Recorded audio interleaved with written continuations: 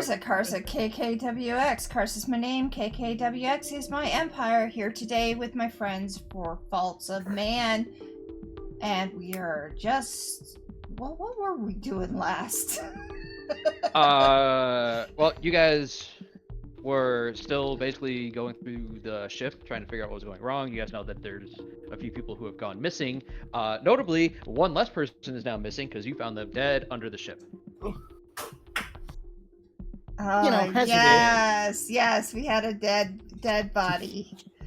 Yes, and the last episode was a lot of you guys dealing with said dead body, talking about it, going through the autopsy, or Dr. Chen doing the autopsy. You guys had discussing that, what he found, what it could potentially mean. And then you guys went back onto the ship to continue searching through it. And I want to say at least everybody had one episode. Okay, you know what? I have the results. You have. We're going to ignore. Hold on. We're going to ignore that last one for now. Keiran definitely did. Mm-hmm. Dr. Megan experienced it, but didn't have to deal with it. Mm-hmm.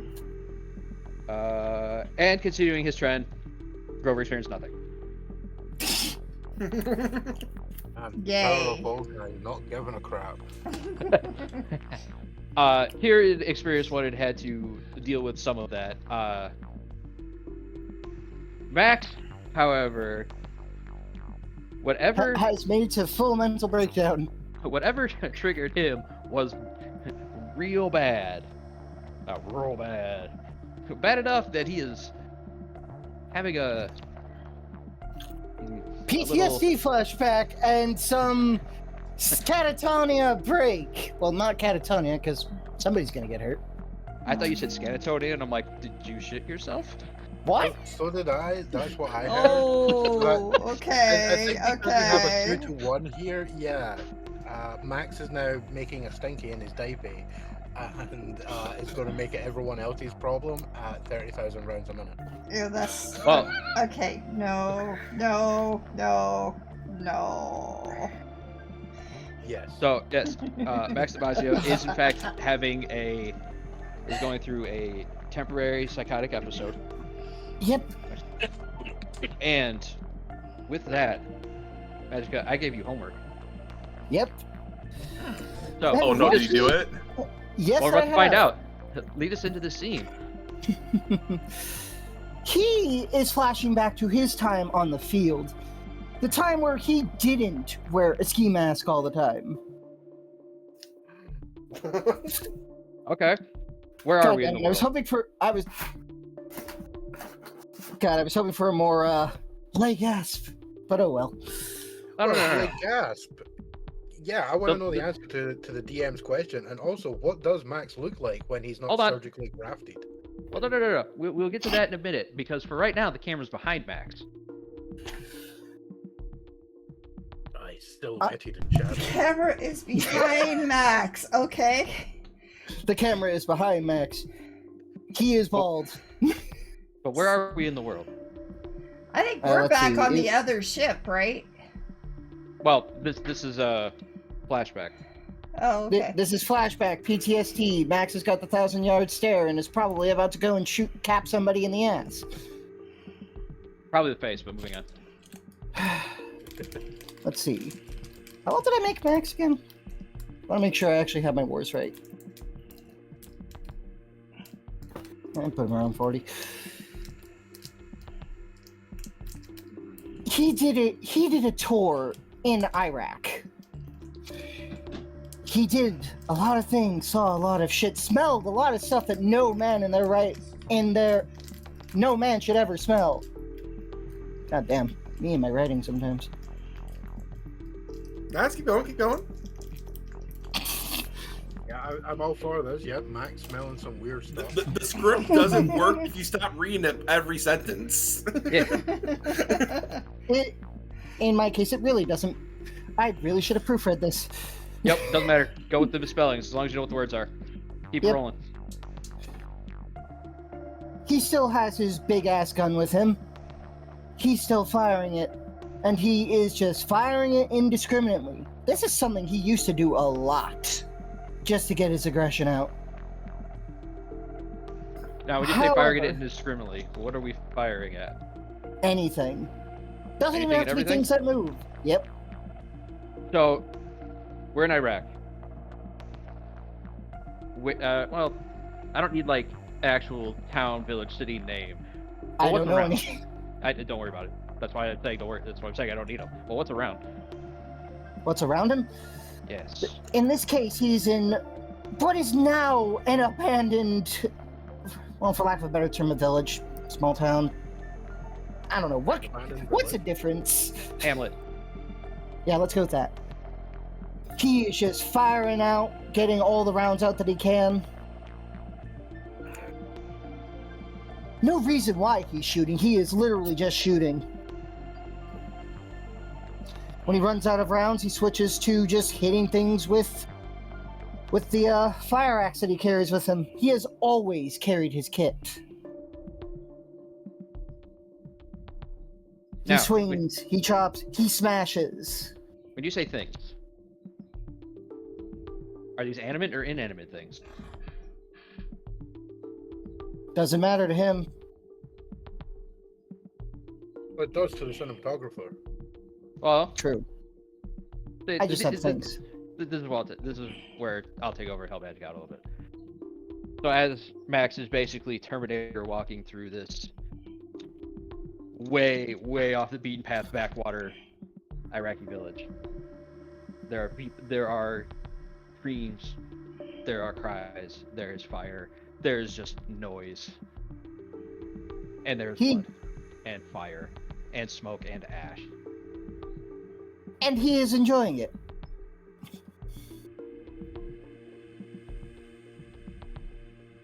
And as you're simply firing, let's say, no Russian style, off into anything and everything, go ahead and just throw me down an attack roll with your big ass gun. Where's that? Oh yeah, here it is. Oh God.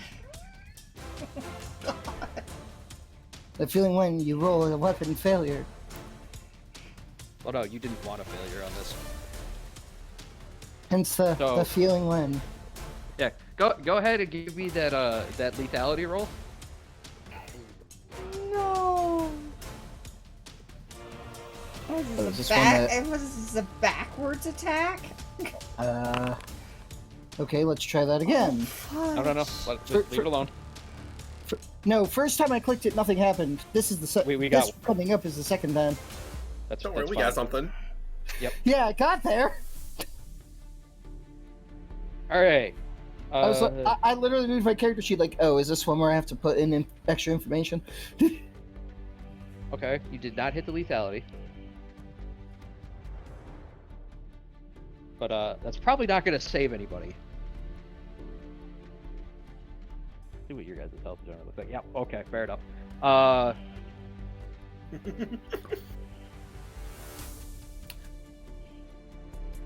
He didn't hit the lethality, but he did hit lethal damage. Yeah. So, Karsa, I need you to drop me a luck roll. Oh no! No! I have a feeling I know what this is for. God help me. We all do. Did you roll a 5? I didn't roll anything. A 5 would be good. That'd be a success. Look for anything below 50, right? Yeah, luck is on the top of your sheet. Yeah, I just gotta get my sheet open. I like that luck has its own. Nice. Hey, nice. Oh! No! Alright. That's my sanity number. This does mean that Sawyer's on the killable table. I know. Yeah, that's why I made a list of randos. So, for the sake of this, I'm going to put Sawyer at 1. Wait, no, 1's generally a success. So I'll put him at 5. Because there are, in addition to Max, 5 other people currently in the engine room. 3 engineers and 2 other security guys. 1 and 2 random security guys. Let's 3 and go. 4, Is that my shift? 3 and 4 random engineers. 5, it'd be the Sawyer. Let's see what fate has in store. What are the security guys? And this is how Max ends up in the brig. Oh yeah. Or worse. This is how Max ends up being the first player casualty from an NPC who's his boss, killing the shit out of him. Yeah. Well, actually, Max, this is probably a good thing for you, as the security guys can actually take that 12 damage. Oh yeah, they have Not armor, die. huh? Oh man. You know what? That's a fair point. Oh I man. am gonna say That's that this, medical team. while this doesn't kill him, he is down and bleeding out. He is not instantly killed. But Max, you remember that while you were in this village,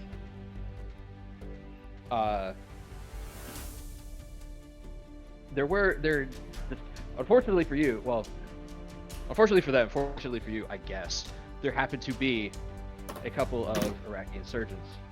One of them has come around a corner and is now charging you. Yeah, Hang on. And they have succeeded in grappling you. Trying to wrestle the gun away from you. Well, yes.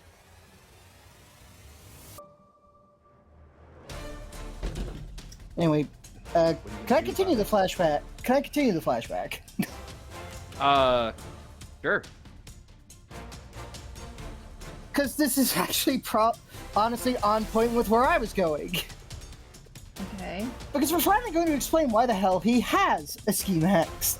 Hold on. Ski max. God damn it. We'll get to that when the scene is completely wrapped up. Damn. He does his best to fight against anybody trying to disarm him. He's built like a brick shithouse. He does not like it when people try to take his big fucking guns. Right. But what action are we actually taking? Are we just trying to push this man away? Or are we going to say, you know what, fuck you? Attempting to trying to, what would be the equivalent of pistol whipping this guy with the gun? Really difficult to do considering you both have 2 hands on it and you're wrestling over it. Well, then he'll kick.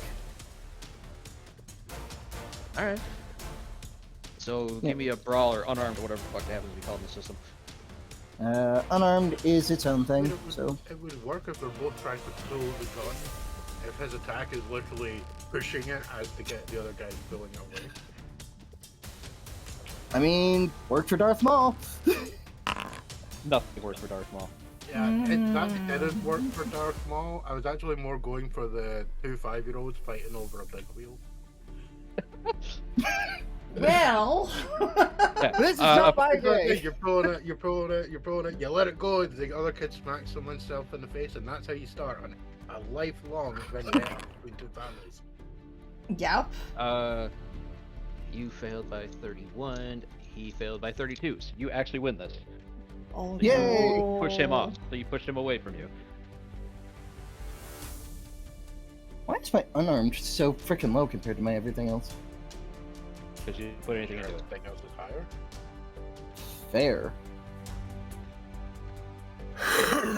But That's usually why you've got one skill higher than other things. now that you have pushed this guy away, what do we do now? I think I know the answer, but I want to hear you say it. Actually, he does in fact do the whole beating the guy with like basically an uppercut from the gun. Oh, man. Turns around, goes back to shooting. However, in the flashback, can we get to this part now? No. Okay. We will get to that when the scene has fully resolved, because you have let basically a combatant go, and for the people watching this in the real present, the other security guy is attempting to wrestle you to the ground. Sees that Iraqi had a body. No, well, Yeah, it's the same guy. 'Cause honestly, Just the same guy. honestly, at this point, I have no other bullet points, so continue. So you push this guy away and then turn to start shooting at the others. He is going to take this opportunity to grab a pipe, and he is now done with this shit and is just going to brain you. Although in the flashback, it would probably be a hammer or some type of masonry tool for putting the houses together. And he continues to flail miserably. Yes, your old favorite. I flail about ineffectually. Yeah, pretty much. I mean, it's a really good statement of intent. Yeah. All right, Max, go ahead and give me that LMG fire. Lovely.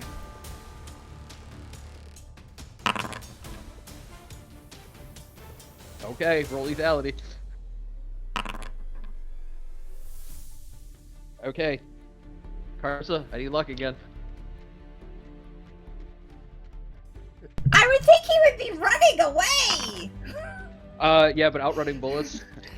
Alright, so Sawyer will not be on this particular roll. One of the engineers is dead. Oh, Full on dead. No. I'm going to document the absolute hell out of this. Alright! We get a success with the pipe. I don't remember what. Are they gonna beat him down or kill him? Which is it? Or both? Well, we'll find out. Counterpoint that there might not be a report. Max might kill all witnesses. Yeah, I hope I mean, not. true. This would be called a baseball bat. And then he has to come up with an amazingly intricate story about how he was off, like, I don't know, smoking a big fat doobie on the deck, and then he came back. Guys, we're all just suddenly killed, and, oh, have you heard about these new suppressors you can get for LMGs? They're really good. I don't happen to have one, though, but I didn't hear any gunfire, so it must have been a really good suppressor. It was the zombies again! It was the one-armed man! It was a one-armed man who was also a zombie and had an LMG. Well, there's the downside, is I don't think that's going through your armor. Nope. Wow. Wow.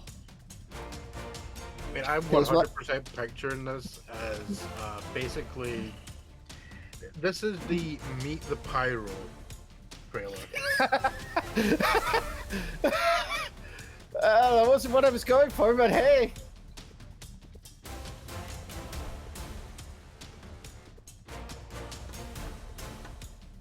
Like I said, I ran out of bullet points. I just wrote to the point of Max getting incredibly maimed. Yeah, well, that'll happen for like the actual straight up end of the whole scenario. What do you mean? You still have plenty of bullet points to make. Yeah. Yeah. You're making them right now. Yeah, speaking Right of, I need you to keep firing. Alright, maybe you are out of bullet points. Nope. Go ahead and roll lethality. Karsa, luck. Oh no! No! Alright. Sawyer will be 4. That dude who was bleeding out on the ground is now dead. Damn. As the other security guy is just watching Max basically Terminator walk through these hallways, following the engineers, shooting them, and Max just turns and is just like, says something, shoots the dude on the ground, and then continues walking toward the guys running away. Death is preferable to the alternative. We're gonna go back to the unarmed. This guy's gonna try to take your helmet off. He fails.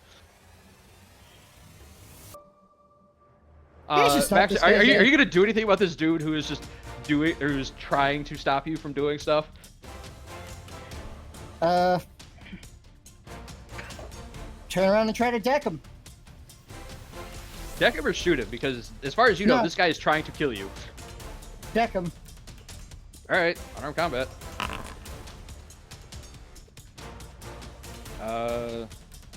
I forgot how to calculate the extra strength damage for unarmed strikes. Fortunately, don't think it's anywhere. Oddly enough, mine is 1d4, -1 according to the sheet. Yeah, I shouldn't base on your strength. Probably didn't calculate it right. I mean, just roll it, see what happens. Yep. Oh, yeah, there it is. It added it automatically. So you also don't go through his armor. Makes sense. We're going to continue trying to take that helmet off. We have succeeded in getting your helmet off. Well, actually, no, this would be a contested thing. I should have had you roll this. Like, go ahead and roll dodge or unarmed. Your choice. Yeah, let's keep rolling on him, see how it goes. He still succeeds by a better margin. Why is he getting the I don't know why it helmet rolled off? twice for you. Yeah. Did it? Because he's going to... because this has gone on long enough, now that he has your helmet off, he pulls his sidearm. Oh, he's gonna shoot him. Yeah. He got rid of the armor. I mean, to be fair, 2 people are already dead. Yeah. Yep. Okay. But that would be his turn. So Vax, go ahead and either do something to this guy or continue firing. Gonna try to disarm him. What would you like me to roll? It's just unarmed. It's just not a contest. Fuck it. Looked it up. This is close enough. Well, he critically succeeds. I can see that. All right. I will give Vax an attempt to save himself. Go ahead and roll sanity for me.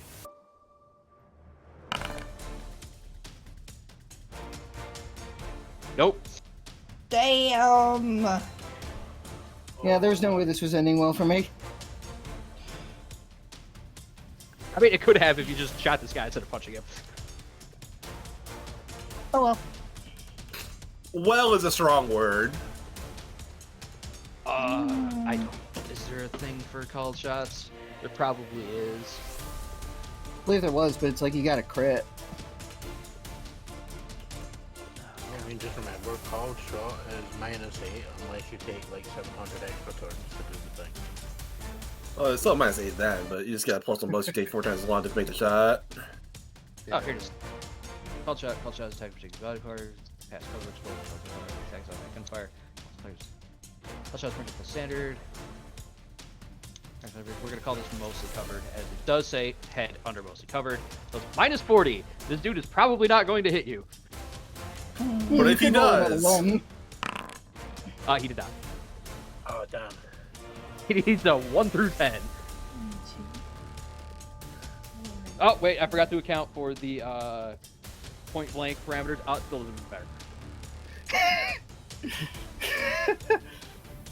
Well, at the That sound 80 of a is bullet going to fail no matter what. So even with point blank, which I'm sure adds like 20, a 60 still fails regardless. Because you said you needed a 1 through 10. Yeah, well, technically needed like a 1 through 30, but Tomato. and 80 is still higher than 30. All right, Max, this insurgent is now shooting at you. And at this point, he unloads the LMG once again. All right, give me that attack. This time you are looking for a success over failure. You will fail to hit this man. Damn. Oh well. It's good for you. Maybe. Who knows? But go ahead and roll sanity again. Wait, we've gotten to the point where you might be able to take yourself out. Well, that didn't happen. Hold on. You know, These other 2 guys. Hang on. Okay. Karsa, roll me luck.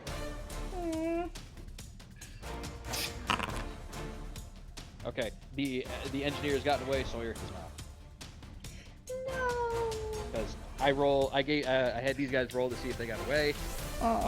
Fortunately, one of them rolled a 51, the other rolled a 14, so 1 success, 1 failure. And your luck determined who got what. I know. No. All right. We have continued to fail to hit Max in the head. Max continues to return fire at the guy. Alright. Probably should make it reload at some point, but... Alright. sanity, as you have missed again. This dude is just leaving. Okay, okay. Magica, go ahead and finish your scene. He is unloading indiscriminately, trying to shake off people who are trying to ambush him. Something funny that tends to happen when you're lost in a scene, especially on a battlefield. You can miss something incredibly important. In his case, this is a bunch of explosives. Errant bullet from his gun goes through a wall, hits the explosives, sets them off. He is caught in the blast. His honestly overly round face, as it were, is caught with shrapnel, flames, whatever else comes from plastic explosives, because I'm not actually sure and didn't want to look it up. I'm probably on enough watch lists for the amount of stuff I Google for academic purposes. Oh no. There. But speaking of, as the light from the explosion is going off, what did Max look like? As the camera is now on his face, a light in that ultra slow motion with the fire. His face is overly round. He does not fit the Jughead description of the average soldier. Round, kind of at one point looked like it was incredibly portly, but with the weight loss from general training and the bulking of muscles, it's just round. Eyes, a darkish blue in some light, looking green in other forms of light. In this case, with the through the flames, they look brown.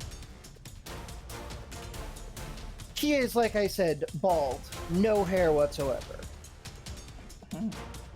He didn't care for the sort of military cut. That was too much to maintain. He went for the full, what's the phrase they use for bald? Chrome dome? Oh, there's a Skinhead. No. Cue ball. There's a bunch.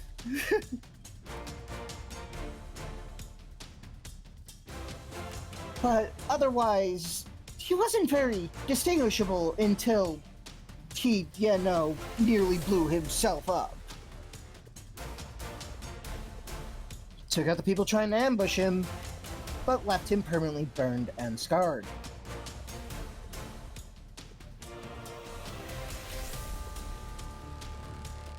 If you were to raise this ski mask now, you would see a face that honestly kind of more resembles a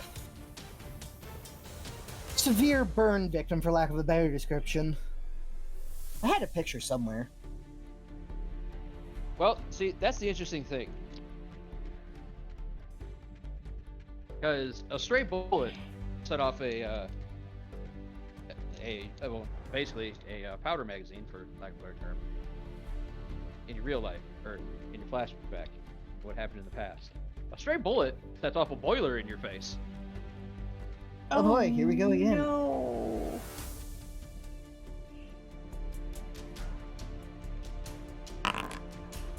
You son of a bitch! I spent like 4 days repairing that shit. Oh no! That takes one. I still take no damage because my armor No, is 4 exactly. I am deciding whether or not I want to kill you, because technically this is a lethality roll. Ah, fair enough. Well, that's up to you. You know what? Throw me luck. Oh boy. I respect it. Why did that close? I probably should have done this first. But... Oh, well. no. Okay. This is what I'm going to say.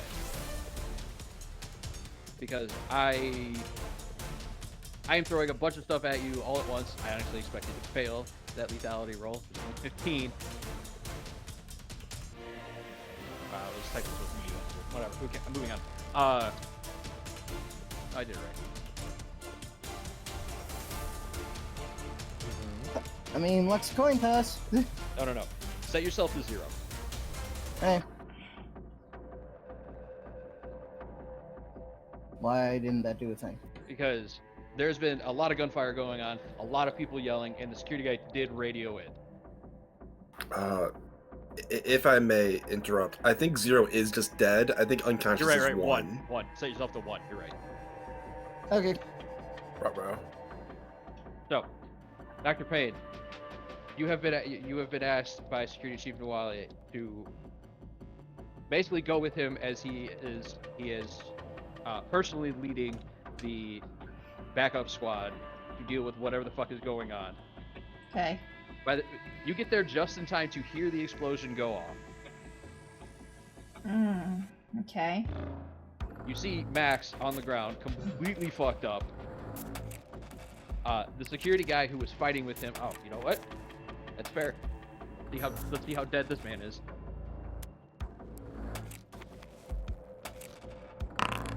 Fucking dead. Okay. As he also failed his luck check. You see two other bullet-ridden corpses in the back.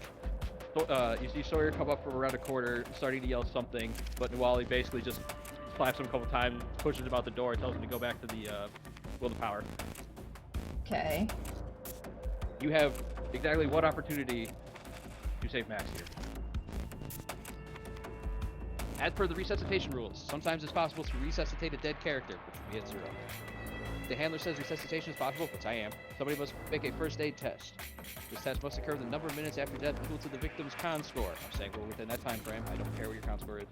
If it exceeds, the target restores 1d4, doubled on a critical success, and allows the patient to recover. First aid fails, the victim dies, it may not be resuscitated. So, Magica.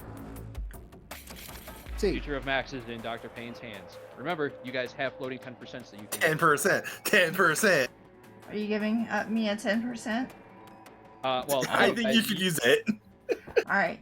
Yeah, I'm in agreement. That would mean that I have a 90% chance of getting him. You're very good at alive. what you do. 10%. 10%. Okay. We're adding the 10%.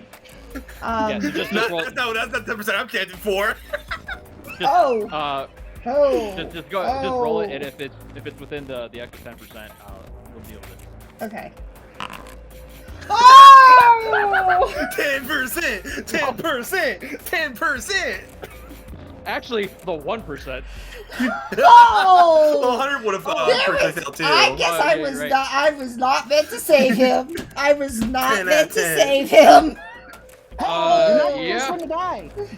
Yeah. Yeah, I'm sorry, Not how I man. expected. I'm expected the first death to go. So sorry, man. I'm so sorry. Oh well. Magica, if you would like, I will let you voice random NPCs that are in scenes. I'm good. Although, due to this explosion, there is a pretty sizable hole in the hull now, pretty low on the ship. And there's a lot of water rushing in. Oh no. Oh, That means engineers should be in here. Everybody else should be in here getting things done. So Chief Wally calls up for basically the entire engineering team to show up and start patching this hull. Grover, that means you are going to have to be a part of the dive team to start taking care of some of this. You mean I didn't get Understood. I didn't get a chance to yell at him? Yell at Damn! I was gonna yell at him. I mean, he's you right yell at his there. dead body. Yeah, he's right there. He's not going anywhere. He's a captive audience even. yeah. Yeah, exactly. You don't gotta worry about if he takes offense. Just like whatever you want. Now, this does mean I have to step up my timetable on a couple of things, so this game may actually end sooner than I thought. Oh, I'm so sorry, man. I'm so sorry. I'm not blaming you. I'm blaming Magica's really bad rolls. And your Exactly. particularly good ones. Yeah, that is unfortunate, isn't it? Funny how that one works out. Wait, am I a dumbass? Did I misread this? Did Nope, anybody 13 is less than besides 15. besides Sawyer live? Yeah, one of the other engineering guys managed to get away, who is now being forced to come back and patch the hull. Completely shell-shocked, of course. Definitely not having a good day. Yep. Yeah. Oh, actually, sorry to do this to you, Dr. Megan. I do need you to roll sanity. There were Oh three no. very fucked up corpses that you saw. Sorry. Yes, there is. Oh, I succeeded. All right, good. Because this only would have been like a D2 of sanity damage. I mean- Actually, you know what? I am going to.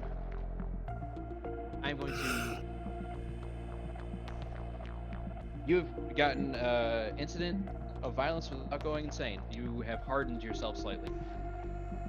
Oh, It doesn't do anything right my. now. You're probably not going to get far enough to matter, but it's a thing. Basically, there is a point where lesser forms of violent sanity stop affecting you at all. Oh wow. And it's the same with helplessness, but we're not quite there yet. I guess technically I'd have you roll under helplessness. Nah, just because you failed doesn't mean you're helpless. Could have done something, you just failed to. That's not the same thing. All right. That's even worse. I would have yelled at him in the brig, and like I did before. Only this I'll be time, honest, I did not anticipate the character surviving. I didn't expect this to happen. Okay. All right. Yeah. Unfortunate. Oh well, shit happens. Yeah. I do have to massively accelerate things now. That is unfortunate. Oh me. man. Man, there goes my favorite school shooter. I know. I guess he was American. Oh no. All right. Yeah, the worst thing is, I think I'm almost about to unlock that level in Ready or Not. Grover, I do want you to roll. That's me. Mechanical repair. I'm giving you a plus 20. I'm giving you a plus 20 on this specifically because this is kind of something you were expecting to have to do. And while it is a big problem, it's not an entirely hard problem. We're popping off.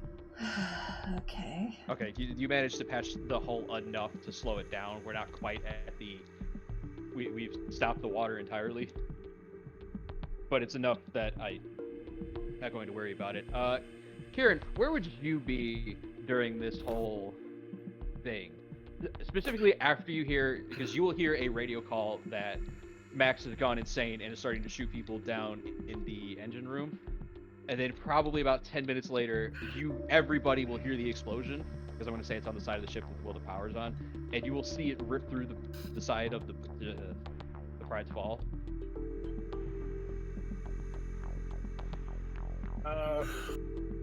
Well, to be fair, like as soon as hearing a radio call that Max has gone nuts and is shooting everyone, I'd be making my way towards that as best as possible because I'm a nutcase that records everything.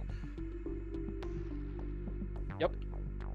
Okay. Probably from like say, what sort of time is it that this happens? I believe I said this was happening in the evening, so we'll call it like around 6-7 p.m. The sun is down because we are on the winter cycle area. Yeah. Probably in like the mess hall area. Of the Will to Power? Yeah. All right, and you are heading straight for the action, like no stops, nothing. Yeah, that would be Okay. like, oh fuck, I gotta record this shit. Fair enough. Okay, Grover, when you're done doing the patch, do you head back to the Will to Power, or do you head to the Pride's Fall? Because you know that there are some of the engineers that are heading into the engine room to start setting up pumps and checking, and to start feeling like the micro fractures.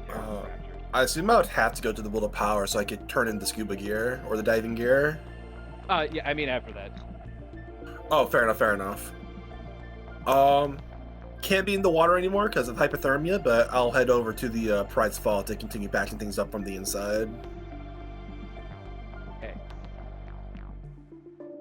Dr. Megan, after trying and failing to resuscitate Dr. Max, Deader Max, Betamax?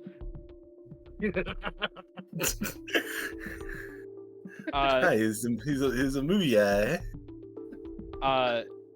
You are asked with, or Stephen does ask you and a couple of the other security guys to take the dead bodies, which are now a little waterlogged, back to the Will of Power so they can be that are put in body bags and set aside. Assuming you do that, what do you do afterward? After all that, I would be going to check up on Sawyer.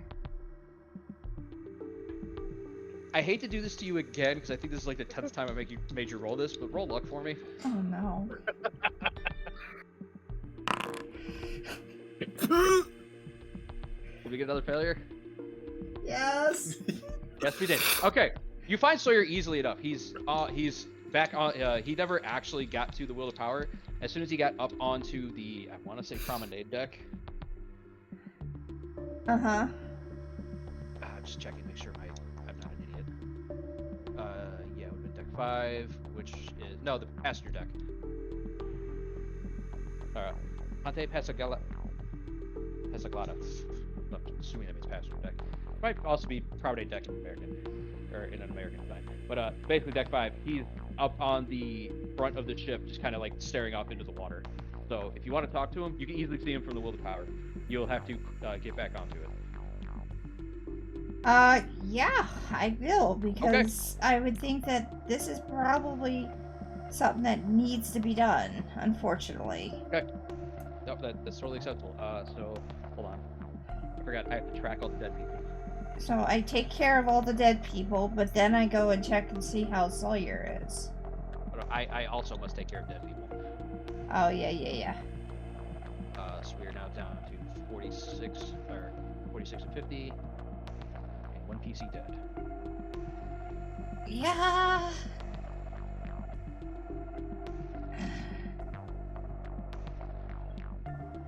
Okay. And you thought it would be you first, Karsa. I was gonna bring that up, but yeah, I thought it was gonna be me. Okay. So you make it out on the promenade deck, and Sawyer's basically got the 1,000-yard stairs just off into the water. Or off into the darkness that is over the water at this point. I'd say his name first before And he'll jump. He'll jump, not expecting a sound, because it's actually, other than the waves on the sides of the ship, there is like no other sound. And he'll jump and he'll turn. You okay? Maybe. I mean, I don't have any holes in me, so that's always a good thing, right? Yes, definitely. Well, I should say I don't have any extra holes. But have you ever dealt with something like that before? Ever? Not like that, no. I mean, Yeah, I remember. Daddy used to take out the belt every now and again, but that wasn't just a dude. That wasn't a man just shooting people. Like, you didn't see it. There was nothing there behind his eyes. Nothing at all? Nah, like, it was just a man possessed. Like maybe he was having a PTSD reaction? I don't know. Maybe. My uncle was in the service in a couple of tours, and there's a couple times where he'd get this look in his eye like he wasn't here anymore. Yeah. But no, that was different. Like, you could tell he was looking at something, but looking for something. This was... I don't even know if there was a man in there anymore.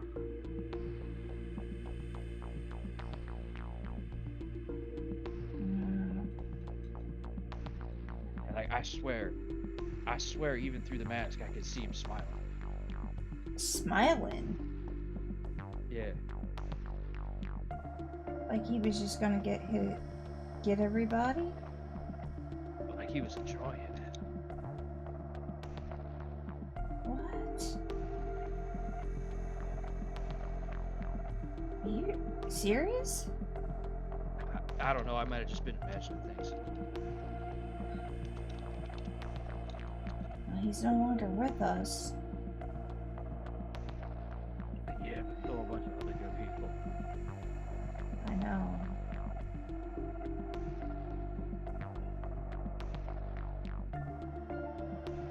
you need some rest. Because this is going to take a huge toll on you in the future. Yeah, I think I agree with that. It is a little cold out here. It's not just the cold. I mean, the he's- water's not helping either.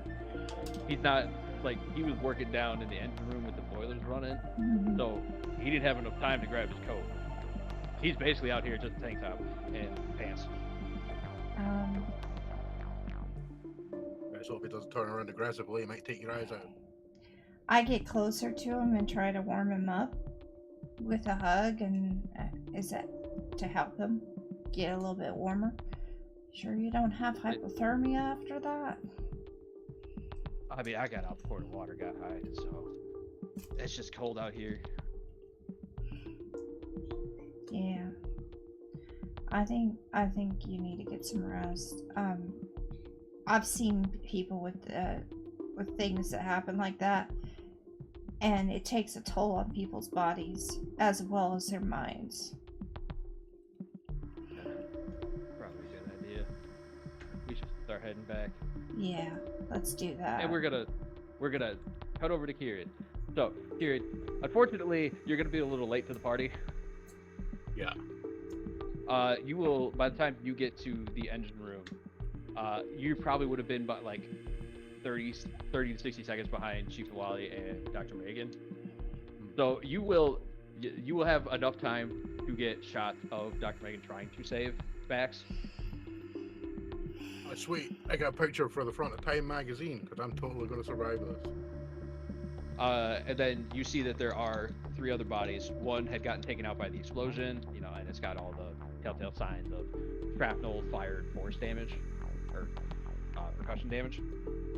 Oh, so he's got that telltale thing that you can always tell about explosion victims, where they're kind of exploded? Yep, basically. You ever seen Okay. hamburger meat? Well, yes. Yeah, so that. this is half a person, and half a person made out of hamburger. Yeah, pretty much. In order to find the other 2 bodies, you will have to start wading through Arctic condition water. Oh no, not Arctic condition. That's too cold. Very cold water. We're talking like Extremely unpleasant. Hey, I live in like Scotland. 1 or 2 C. I live in Scotland. Keiran is from Scotland. We are both very accustomed to what the North Sea is in this ship. All right. Yeah. I'm just letting you know the water is like 0 to 2 degrees C. Yeah. Unpleasant, Alright. but mostly survivable. Barely. Be- It alright, depends how because- long you're in. Yeah, I went over this with Flair, and I believe I brought it up in another episode. With the proper equipment, you could go about 20 minutes. Because you don't have the proper equipment, you got about 5. Yeah. Which is slightly worse. Now, speaking of, yeah, you know what? Let's throw a little drama into this. Go ahead and give me a. It's little. Let's not. You've already Tad. killed. Just a One dash. player is already dead. Just a dash. Go ahead and throw me an art photography roll. Art photography? Oh my god. It's like your best thing. Damn. Well, not today, it ain't. You guys are rolling fucking terrible. I know, Except for right? Grover, who has made 1 roll, and it was. All right, I need to stop while I'm ahead. Yeah, exactly. See? It's that tunnel vision. of Wow. We are rolling terrible. All right, so Keiran, I'm going to give you a choice. success. Uh-huh. In order to get the shots that you think you would need, you're gonna have to stay in the water a little longer, which is going to incur a Constitution roll on your part. Oh And I actually think there's no. rules for hyperthermia in the book. I'll have to look it up. Or you could just say, "Fuck it, I'm not risking my health," and back out now and just have the shots that you have. Oh no, this is well established. I am a certain level of self-destructive. I am in fact All right. my own worst enemy. All right, give me that Constitution roll. How do I do that? If you go to statistics Uh-huh. and then click the little dice thing that's con. Dude, you have a 16 con. You're fine. Oh, Fine. Fine. All right, I'm from Scotland. I can deal with this cold water. Yeah. So, you do manage to get the shots that you need. You, it gets real cold, real fast, and you know you're going to have to go find somewhere to heat, to warm up pretty fast. You're pretty sure you got out before you'd have to deal with frostbite.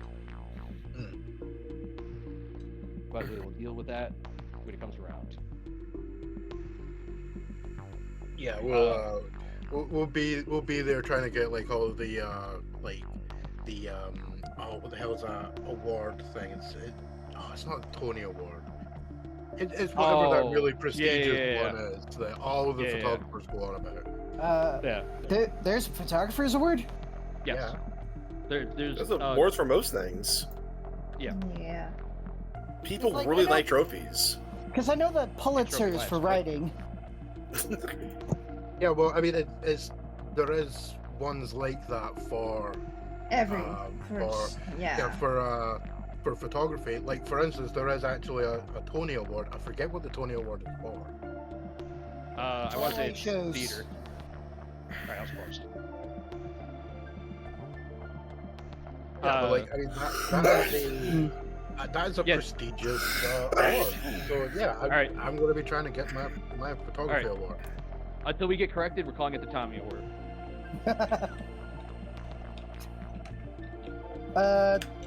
Why? Why am I calling it that until we get corrected? So I can get away from this conversation.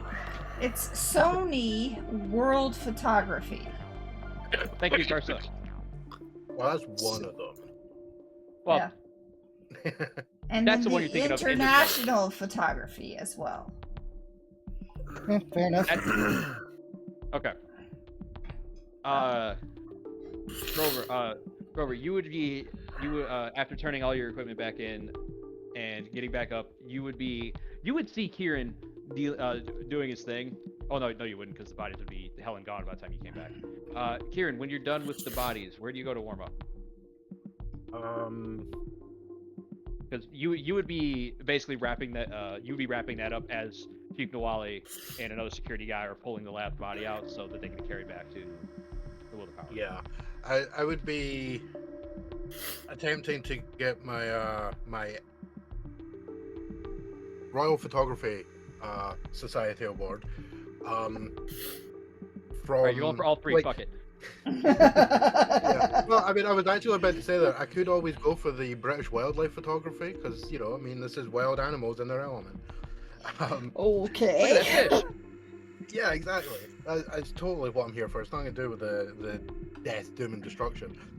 No, the National Geographic Photography I would World. be attempting to not interfere with the recovery efforts going on, just mainly documenting the stuff, as is the main thing with the character.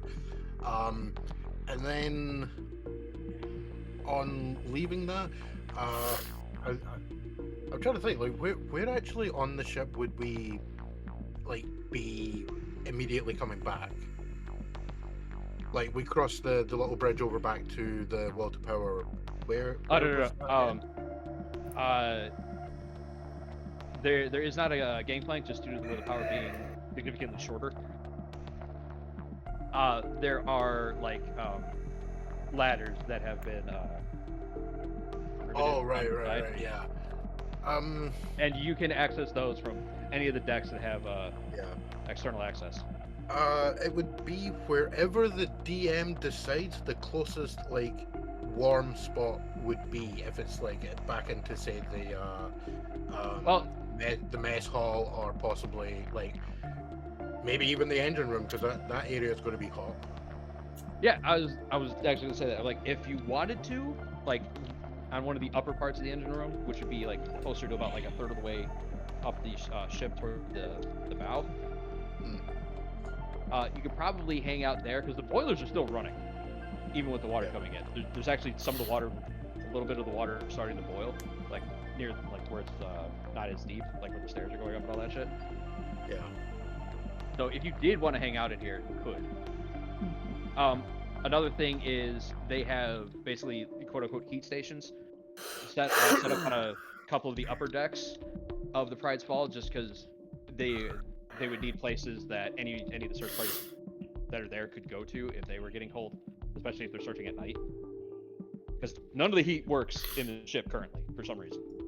Yeah. You guys haven't been able to figure that one out, but it's also not that big a deal. So it's like we'll deal with that if we need to, which currently don't.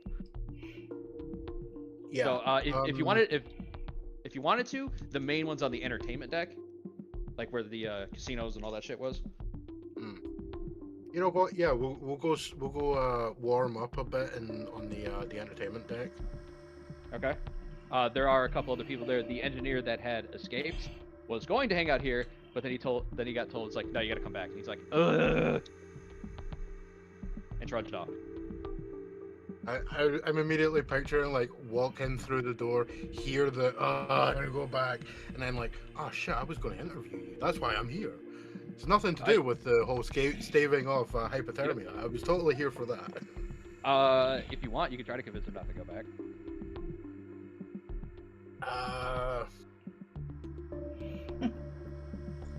Much as though I feel it would actually be in character, there is the fact of giant asshole. So yeah, kind of don't want the ship ending up sinking because of Max having his little episode. So yeah, we will make the mental note of which engineer that is to attempt to talk to them later when the ship isn't about to, take on a ton of water and sand.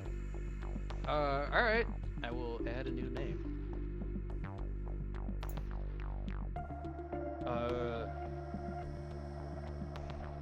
Lindsay Fairday. Perfect.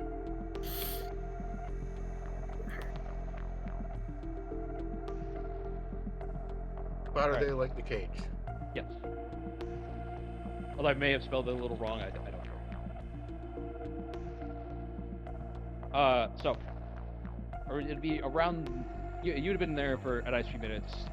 You would, kick off the wet clothes, check your feet for signs of frostbite and all that. You realize you're pretty good. Look around, find one of the caches that is dry clothes, switch into those. There's basically for the heating station, there's dry clothes set up in case there was water. You would basically come in, pick off your wet clothes, grab a set of the dry ones, and then leave your wet ones out to dry, and then somebody would just swap into those if they needed to at another point. Yeah. Yeah, makes sense.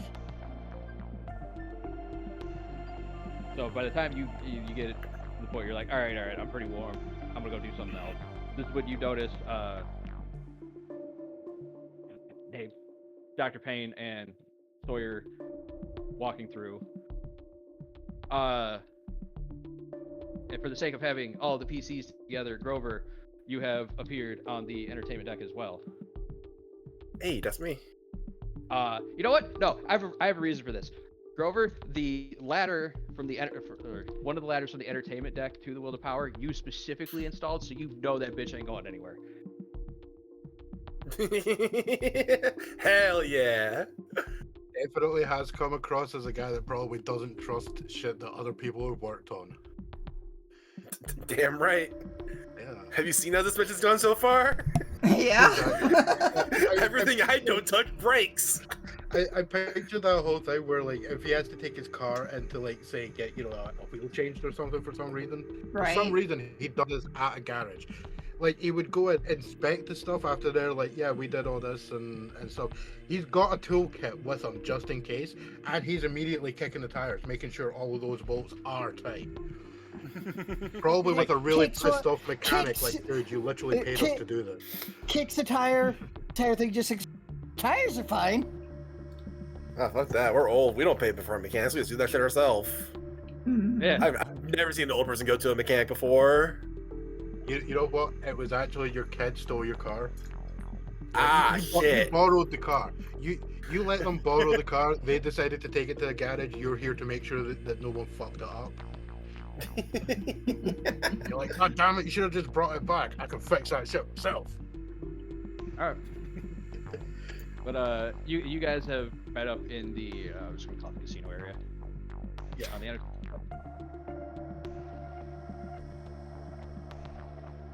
How many people are warming themselves while sat around the table playing cards? Probably 4 in Magica again. If you would like to be any one of them to entertain yourself, you can be. No, I'm good. No, I'm just Alright. listening to you guys, seeing how this goes. All right, you so sure? basically, Okay. Yeah.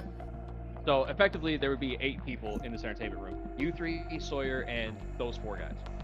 You know what? For the sake of it, I will say that Casey Rowe and both Casey Rowe and Dr. Boucher are here at the table. Those are 2 of the 4. What's Casey Rowe? The head of the communications team. Oh yeah, Okay. that's the crazy guy. Yeah, he talks really fast. You notice that he is not wearing a shirt and has no chips. Ah. Where conversely, Dr. Boucher has probably about 2/3 of the entire chips on the table. A real 99% of gamblers stop right before they hit big kind of moment. Pretty much. I win it back. I win it back. I know I can't. Wait, I've been looking at the wait, is cards. that- What's up? Is that really a statistic? No. 'Cause I keep hearing that It's one. shit people say. Yeah. It is in fact shit people say, but is that like legitimately a statistic that people go on? No. Well, but the thing is, right, It's based off of a phenomenon called the gambler's fallacy. Yeah, it is a statistic, but the evidence of the statistic is incredibly BS. Okay, it's not a real statistic. Yeah. Yeah, like there's a Dubious giant knowledge, got it. asterisk. Some number of gamblers stop before they strike it big, sure, but the thing is that gambling overall is just a fucking tax on stupid people. Yeah. It's just like the fucking lottery. Mhm. You're throwing Okay. money so that you can not win. All right, so this is exactly what Grover's saying. That'd be funny, but I leave it to you. I 100% picture that if he's like talking about stuff like that, you'd probably have like Boucher would probably be sitting there explaining like the whole thing of the statistical likeliness of every single card or whatever. You know, they probably have the entire thing memorized.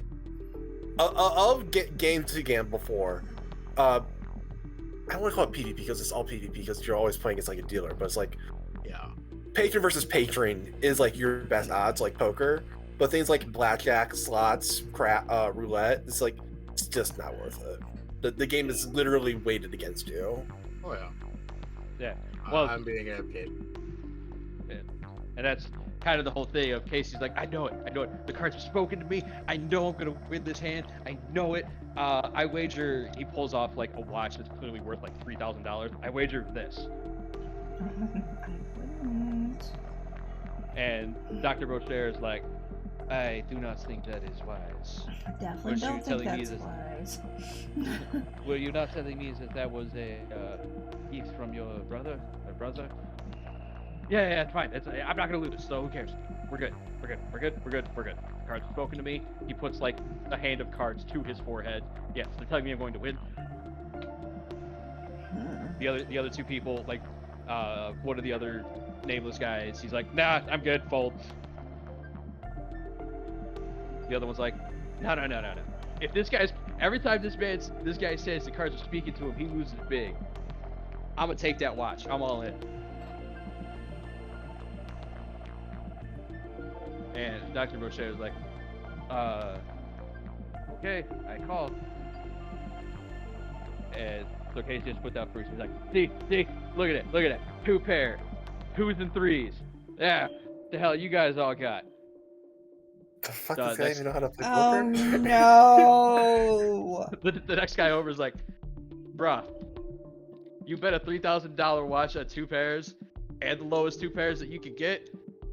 Look at that. 3 jacks. Come on. Casey's like, but the card spoke to me. Dr. Boucher's like, you are both very bad at this game. You know that when you play poker, you're not playing against the cards, you're playing the people across from you. Yes? And she like puts down her hand, and it's a straight flush of the 7 of clubs through the jack of clubs. The other jack the guy didn't have. He's like, I went this because I got this very good at reading people.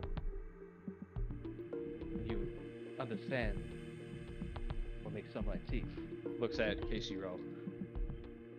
You understand how to manipulate. You understand what they're going to do before they do. And I'm not going to take your brother's watch from you. Oh. But this does mean that you owe me $3,000.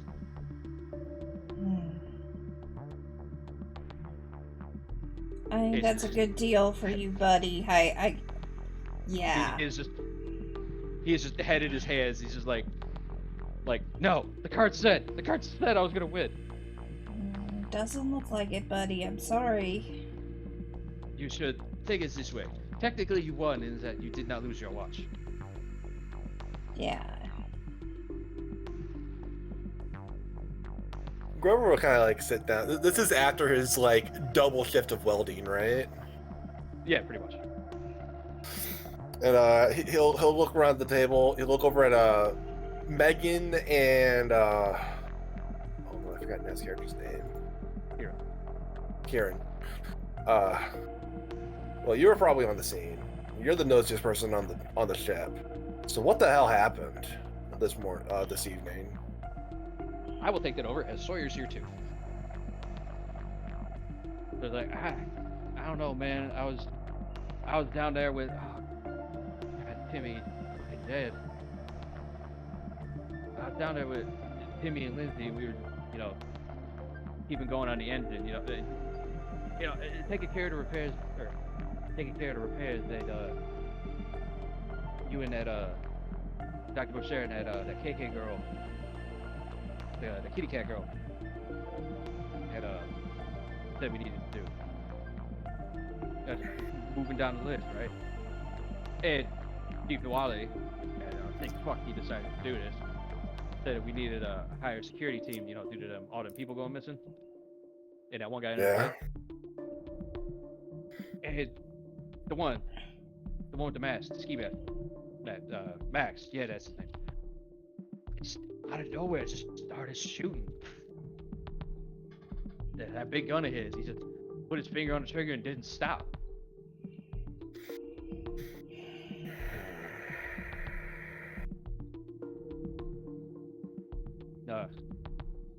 Man, he took out both of the security guys. George, man, he tried to stop him. He tried to get the gun away from him. He tried to hit him over the head with a pipe, but that didn't work. He took out his helmet, and I think he had enough and was just trying to shoot him. But just something about whatever he was doing, unnerving everybody. George couldn't get the shot. Then the boiler went off.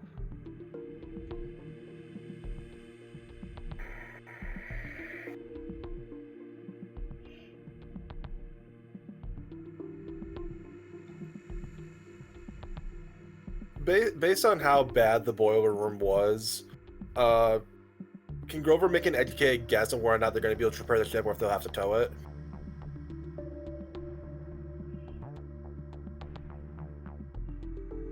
Luckily, only one boiler had gone off. There was some superficial damage to the ones next to it. Most of the explosion was off the front where the door would be, where you guys would load it, and then out the back, which is what blew a hole in the side. One boiler down, the ship will still run, it just won't be able to go as fast. Okay. Because basically, if I remember the little bit I know about ship designs like that, when you're in the boiler room, there's boilers on each side. Yeah, because each bank of boilers. They don't want to try to have them close to each other. Well, no, that's not what I'm getting at. Each side is for its corresponding propeller. So basically, because one went off on, let's say, the starboard side, you guys will basically just have to keep one on the port side off to make sure that the propellers are going at or have the same amount of RPMs. But it's not how it actually works. Fuck it, this particular design, that's exactly how it works. No problem. Fair enough. In that case, next question. I don't think anyone from the security team's here, but I assume Diwali hasn't made like an announcement or new mandate or whatever yet. Well, no, considering you're two of the dead guys and one of the missing ones is the security team, they're currently in the biggest hole in terms of who's number of bodies down. Fair enough. Oh, I'm sorry, I forgot about Max. They're down 4 guys. Out of.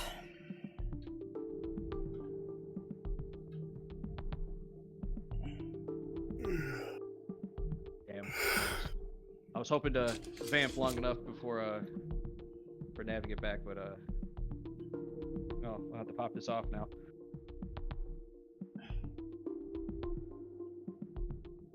So as you guys are sitting there talking, the people playing cards are Dr. Sparrow stand up, stretch. I don't think she means it to be provocative, but it just ends up being that way. The whole like hands overhead, chest slightly out. Casey is still just kind of sitting at the table, like he's got the watch in his hands, but he's still kind of mumbling something about the cards. You vaguely hear Heart of the Cards at some point. Really? Really? Yep, had to. Oh man. Well, yeah, it's one of the suits. Fair enough. It's not what I was going for. You all know it. Grover don't. What the hell is a fucking Yu-Gi-Oh? Exactly.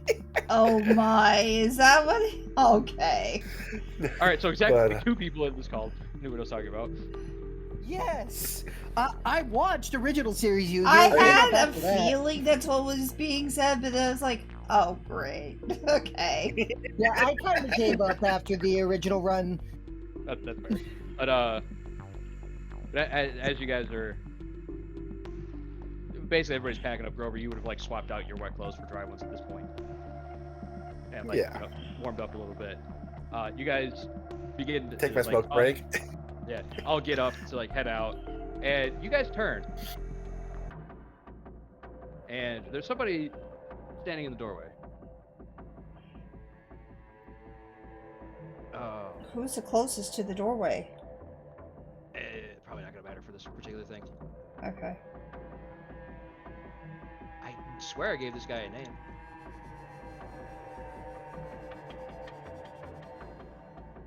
Is it the guy who went missing? Yes.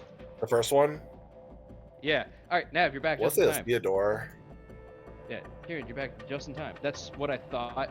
But so as everybody's getting ready to leave the entertainment deck, basically what you missed is Grover or Casey losing, Dr. Boucher winning, and Grover asking what happened to be the lawyer explaining it, and then a little bit of banter back and forth as you guys are all turning to leave.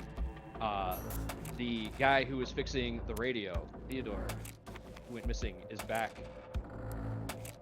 Definitely worse for wear, with a crazed look in his eyes. His hair is all bedraggled, it's wet, dripping. All this Wait, I clothes thought sopping he wet. was dead already. I thought we were looking for the guy who was weirdo. No. The weirdo.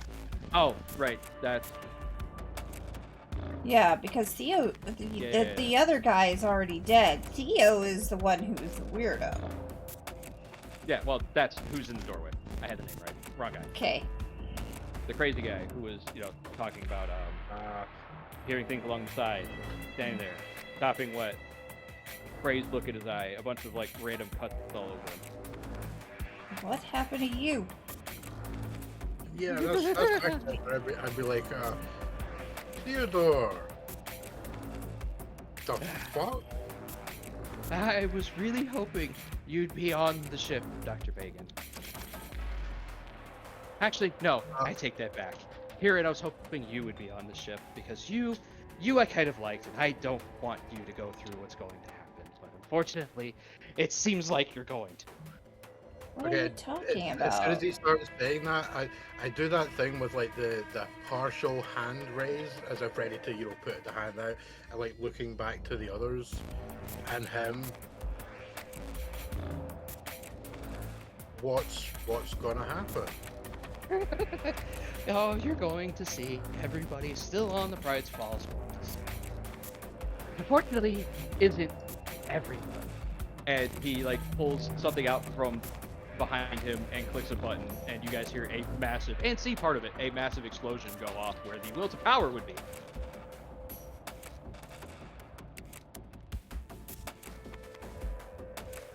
What? Space just blown up. The Yep. the new ship that all of our ship was on. Yep. Okay. Which, luckily for you guys, all of you decided to be on the Pride's Fall instead of the will to power, so I didn't have to kill one of you off. Or another one of you off. Given my, I didn't really get a chance to speak, unfortunately, but it's like, Sure. when the crazy dude showed up, I was like, Grover was kind of like followed back, like skeptical. He's like, kind of like had his gun, his hand on near his sidearm. Obviously, I would not have been able to, I assume I wouldn't be able to do it in time, but as he like pushed the button, Grover would have shot him, essentially, thinking he was pulling a gun. That's fine. You can kill him here, and that's, you can kill, I'm gonna have you roll. You shoot him, he dies. End of story. The explosion still goes off. Yeah.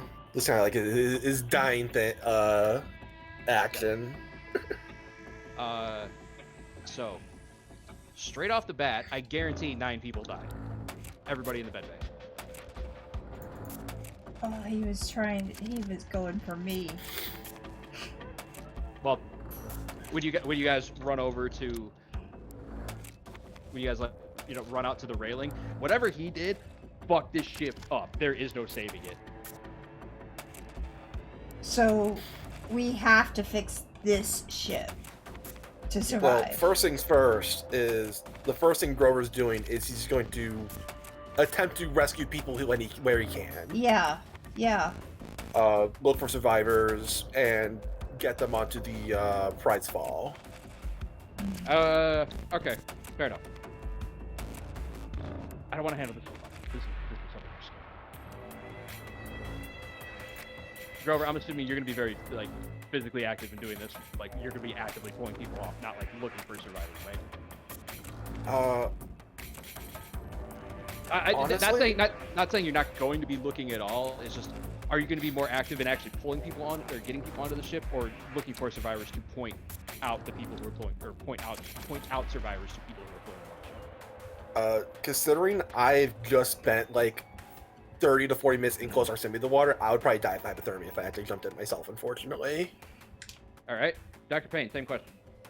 But I have a good eye. I will direct the effort from the top decks as best I can. Are there people that are in the water? Yes, you do hear some people yelling. There are a couple of people, like this, the will to power can't be saved, but it hasn't sunk yet, and there are a few people that are still on the deck trying to find a way out, or like deal with the problem.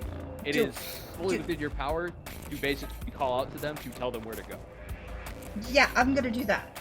I'm gonna tell them where to go. Also, potentially, your boss is somewhere. The guy in charge of the... I will deal with anybody who's on the Pride's Fall in a minute. I want to deal with the current situation of, oh fuck, that ship just exploded. And somehow, somebody missed a crazy guy planting explosives, yes. Yeah, don't knock how sneaky a psycho can be. Especially on a ship that big. Exactly. Also, I would think the whole sopping wet thing gave away what was going on. Mm-hmm. But Keiran, to you, how are you helping the situation? Nope, that not doing shit is an answer too. Oh yeah, I'm gonna be rocked by a thing and then just be like, you know what? I'm gonna go sleep under a crap table because screw you guys, I'm going home. Okay. Nah, what I'm going to do is, yeah, as soon as it becomes clear like what's just happened, since Theodore, who I was going to attempt to like try and talk down from whatever psycho murder everyone scheme he was clearly having, and then he got blown the fuck away. But fair enough. These things happen. Gotta add him to the dead list. Yeah. Yeah, we go with the others on hearing the big fuck off explosion, see what's going on, and I too am suddenly reminded of the fact that I was very wet and very cold recently. However,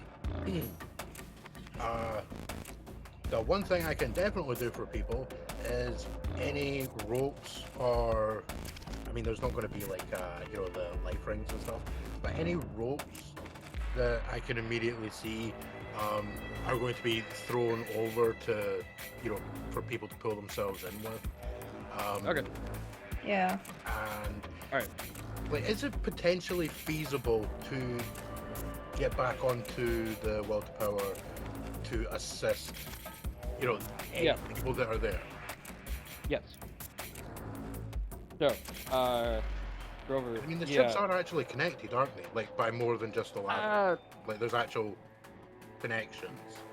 Like, yeah, there were some, like, mooring cables that were, like, flagged or slammed into the side of the prize fall to keep it to basically attach to the power. They are set to a quick release on the Will to Power side. Yeah, because I figured that, you know, they're probably not going to be that much help in the long run, but should somewhat slow the, like, I'm imagining that the Will to Power is going to be sinking fairly quickly. Oh, yeah. But, you know, it's going to be slightly slowed by the roads. So I'm going to, I'm going to be my own worst enemy and board across to the other ship to try and, like, you know, help people. Sure. Because, like, those that are still alive, they're going to be panicking and shit. Right. So, yes, Grover, to answer your question, yes, you can go ahead and give me military science C. So go ahead and roll that. All right, so basically, tragedy happens. Grover's like, I've dealt with similar situations before, and kind of takes the immediate, like, leadership position to, like, delegate and direct people to, like, where to go and what to do. Do we still have those floating 10% increments going around, or have those just all blown up with the ship? Currently, you still have, you guys started with 5. You used one on Dr. Megan. You just lost one due to how many people just died, so you still have 3 left. Are we cool if I pop one for this military science check? Yeah, go ahead. All right, so 60%. Ah, darn. And it still fails. Oh no. Yeah, alright. This is not going well for us. This was never going to go well for us. I know. I know exactly how many it is. They're just not going to get any bonuses. Yeah, okay. Wow. What happened? Well, hang on. Dr. Megan, you said you were basically trying to direct people. I'm trying to direct, but I was going to try to see about going to the medical area and getting what I could to bring back over. Okay, well, okay, you're going to have to pick one. You do not have time to do both. I'm not going to direct then. I'll be doing the other and helping people get back over. All right, so.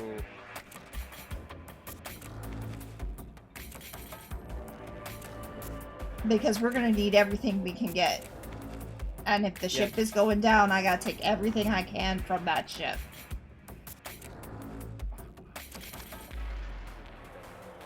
Go ahead and drop me a Constitution check. Okay. To deal with the fire and the smoke. Sure. Oh. Okay. So, Megan, I'm going to give you a choice.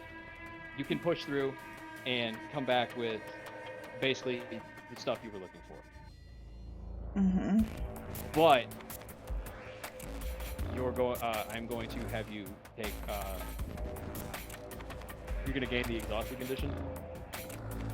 Okay. And I'm going to have you take a little bit of damage to kind of bypass your. I'm going to do it.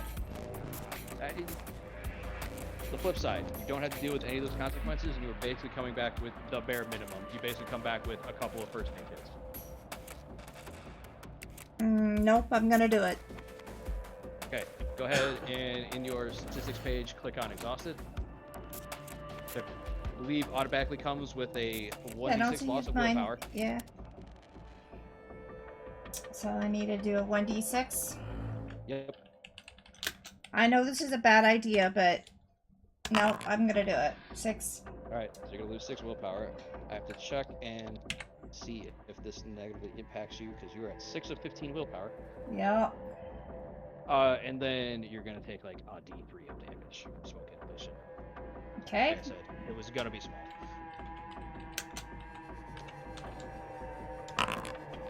Now I knew that was happening. You know, I tried. Look, I mean, what's the worst that could happen? You could literally roll. I exactly had you really to- don't want to every single time. I had to do it. I just had to. Because I know we're going to be losing a lot of people if we don't have it. So I was willing to do it. Alright, so these are also going to get bonus. Okay, they make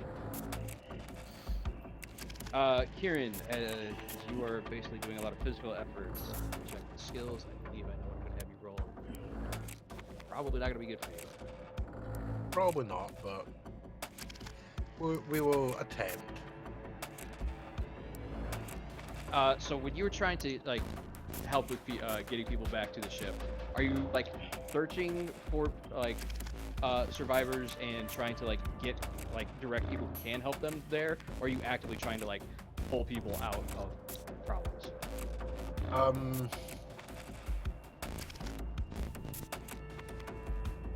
Are you search or are you rescued?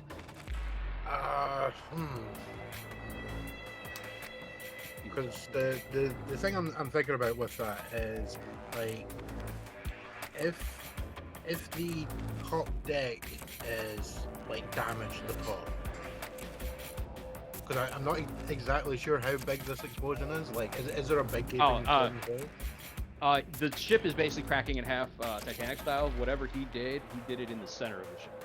Ah, right. Because essentially I'm kind of thinking that thing where like top down, if there's like someone has fallen over, you know, grab them, shove them towards the ladders, but like it would go into like the full-on rescue if like someone's lying there under a pile of rubble where, you know, they can't actually get out. Okay. All right. So probably going more into the rescue side. No. I think same deal. Yeah, throw con. Yeah. I wasn't gonna have you roll strength, but that would be specific short part. This is fun. Okay, so I put there. Okay, no hard choice for you. So I am going for the next roll I'm going to do for the survivors to get across. I'm going to give them a bonus of 20%. Cool. I'm a lifesaver rescue man. Yeah. The hard choice for you would have been you could still give them the bonus, but you would also take the basically the same thing I did to Dr. Megan. The exhaustion plus the small amount of damage. I mean, I'd probably do that because I don't think I'm actually taking damage this entire All right. thing. But that plus 20 will push them into success. Yay.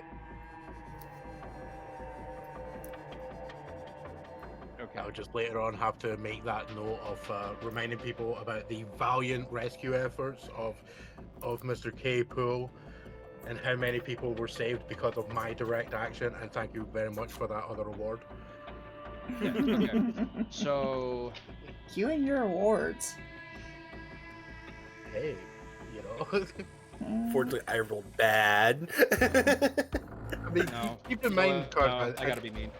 I know this doesn't 100% make entire sense to you because you don't know the reference, but I did use Frank West as a basis for this character. I know that character. That's Yeah. Dead Yes, Rising, it- right? Yeah, the main character in Dead Rising. I haven't Oh, played you it before, but I'm familiar with it. Yeah. All right. So despite your guys' earlier terrible rolls, Mm-hmm. Yes. you guys got lucky. Oh, Did we? Our how ship blew lucky? up. How lucky? Well, as lucky as you can be in this situation. Okay, how lucky? Because only one set of survivors failed, Uh-huh. you guys didn't lose any of the major named NPCs. Okay. Because 3 of them were already on the Pirate's Fall. Peter Wally, Casey Rowe, and Dr. Bashir were already on the Pirate's Fall. You forgot to say the guy. Sawyer's also standing right here. next to you. He was literally on No, in the not room that with one. us. No. Yes, Ross? but The doctor. he survived. He survived. Okay. Yep. Captain and first mate both survived because they're basically a package. Okay. For less than sanitary reasons. Don't want to know. I mean, they clean their equipment when they're done, so I guess I shouldn't say less than sanitary. Okay. But the failure was I rolled 2d4 to see how many people died, and that was the other part of the luck. I only got 3. Oh. Low average. Oh. Yep. Wow.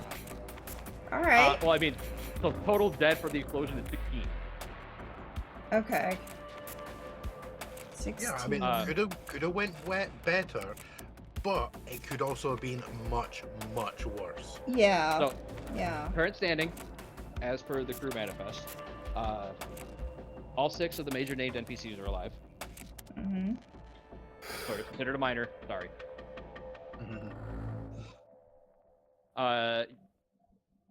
As it stands right now, 17 people are confirmed dead. 3 people are still missing. Oh wait, no, 2 people are missing. True. One is unmissing. Well, 2 of them, because you had 4 people who were missing. Then you guys found 1 on the ship, and Grover just capped 1. Oh, that's right. Yeah, he was away with 3 And a partridge in a guys. pear tree.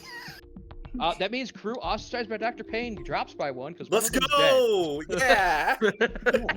Wait, what? What about me? I was also tracking the amount of crew that was ostracized by Dr. Payne. Oh. One of them is now dead. Okay. Which means, unfortunately, that crew number drops to 0. No. The No. other guy that she ostracized, the guy with the shuffleboard disc, he lived. Oh no. Oh yeah, shuffleboard man. Yeah. I still have a chance of dying. Okay. I mean, you guys also have a chance of dying. Yeah, I mean, No. to be fair, shuffleboard man is not violently against you. He just doesn't like you. Theodore, on the other hand, he was clearly intent for you to have been in the medical wing when it glowed blue. Yeah. Well, no. Sorry. Who Oh no, walked that's, in- that's right. Yeah, the actual listening You want- to that is he wanted me to get exploded. Yep. Because then it would have been better on me. Yep. Yeah, according to him, being on the will of the powers of mercy. Yeah. So, with that, basically, over the next few hours, Dr. Payne, you're going to be running around with Dr. Chen and a lot of the other part of the medical crew that survived, dealing with minor injuries, burns, and all that stuff. Unfortunately, all of the people who were injured and or critical, they died outright. You had no chance of saving them. Okay.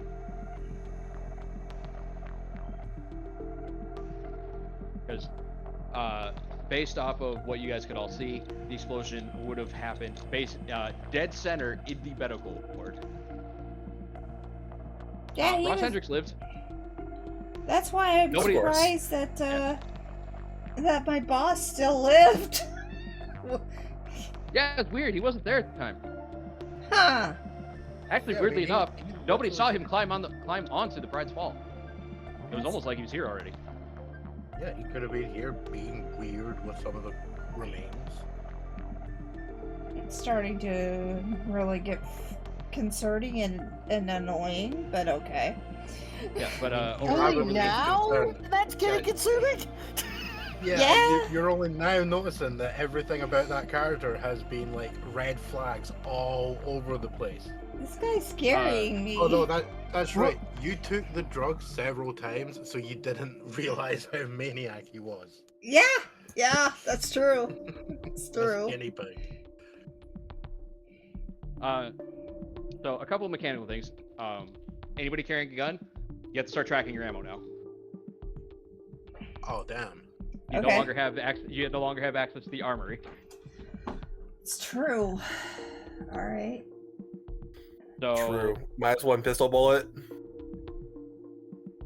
I'm going to say, for the sake of this, that all of you have 2 reloads for any gun you have to have on your inventory sheet right now. Well, I only ever had one. Okay, I'll give you. If you only have 1 gun, I'll give you 3 reloads. Well, I had my F-16, my dagger, my pistol. Now, Yes, you have 2 reloads for your dagger. 2 reloads for my dagger. No. That means you have 3 daggers. Well, either you have 3 daggers, or it means How you many? have How the- how you much? have the Fucking Black Russian Ops- knife. How many rounds do you I the have for my? Black Ops. How many rounds for my F-16 do I have? You have 2 reloads. I'm not going to track individual bullets. If I tell you 2 you're out of ammo and you reloads. got to reload, knock off one. You're going to knock 1 reload off your sheet. All right. So. I am handling this Wowen style because I don't want people to track individual bullets. Pain in the ass. Wait, but I have individual bullets on my listings already. All right, fine. Track individual bullets. You guys can thank Ignis for this. I don't know where the. I didn't look this up for no reason, damn it. Okay, I see it. All right. As far as the F-16 goes, just it's 30 rounds. Fuck it. I don't care. Good enough. Yeah. Or And reloads, so I put 2 reloads on there. And for my pistol, Call it 12. 12. Yeah. All right. Kieran, I believe yours has the extended mag. You have like 16, right? Something like that.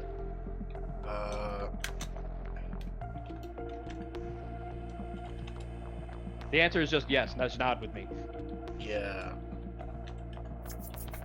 And because you only have the 1 gun, I'm giving you 3 reloads.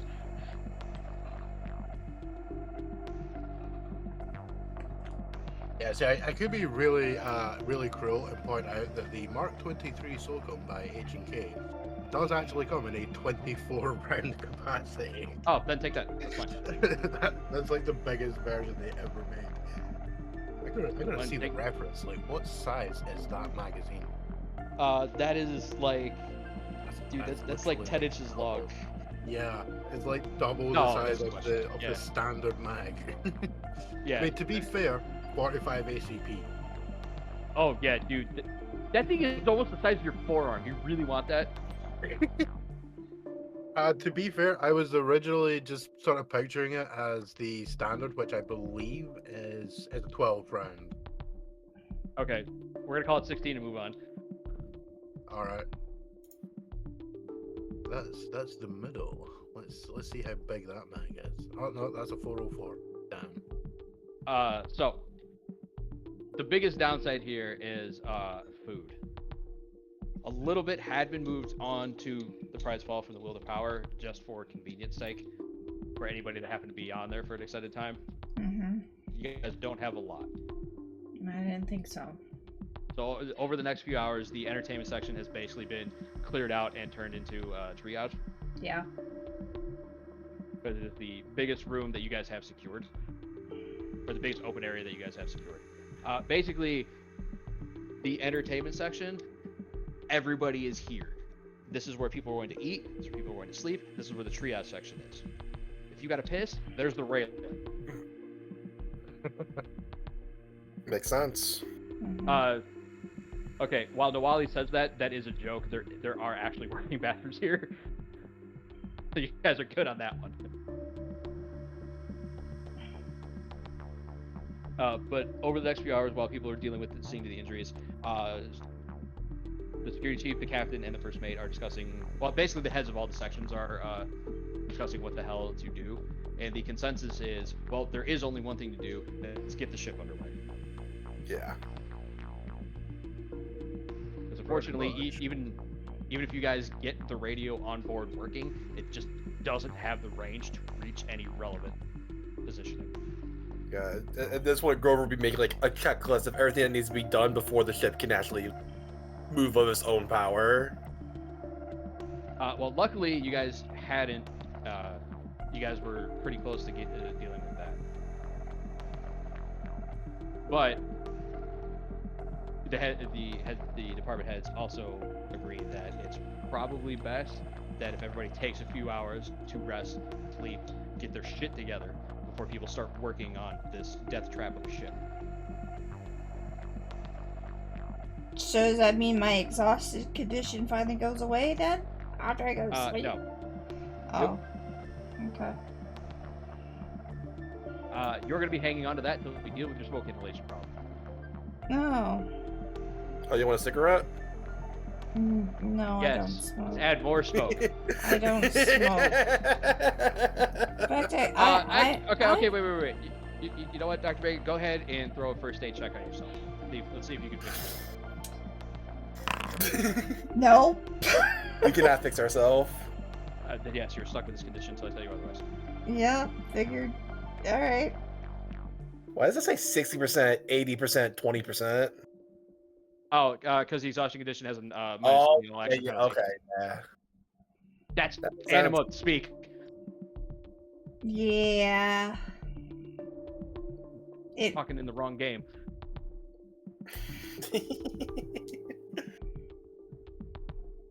I mean, it worked, so. Basically, the 60 is the true number, Yeah. and the 80 minus 20 is the math getting there. It's just only Really modifiers. Yeah, it's really convenient. Yeah, I like it. Yeah, 'cause her skill should actually be 80, but it's dropped to 60. Yeah. Well, what this does mean, Dr. Megan, is I am going to count this as a night's rest, but due to the smoke inhalation, you're stuck with the exhaustion. Go ahead and throw me a Constitution. Let's see if you heal at all. If I heal at all. Nope.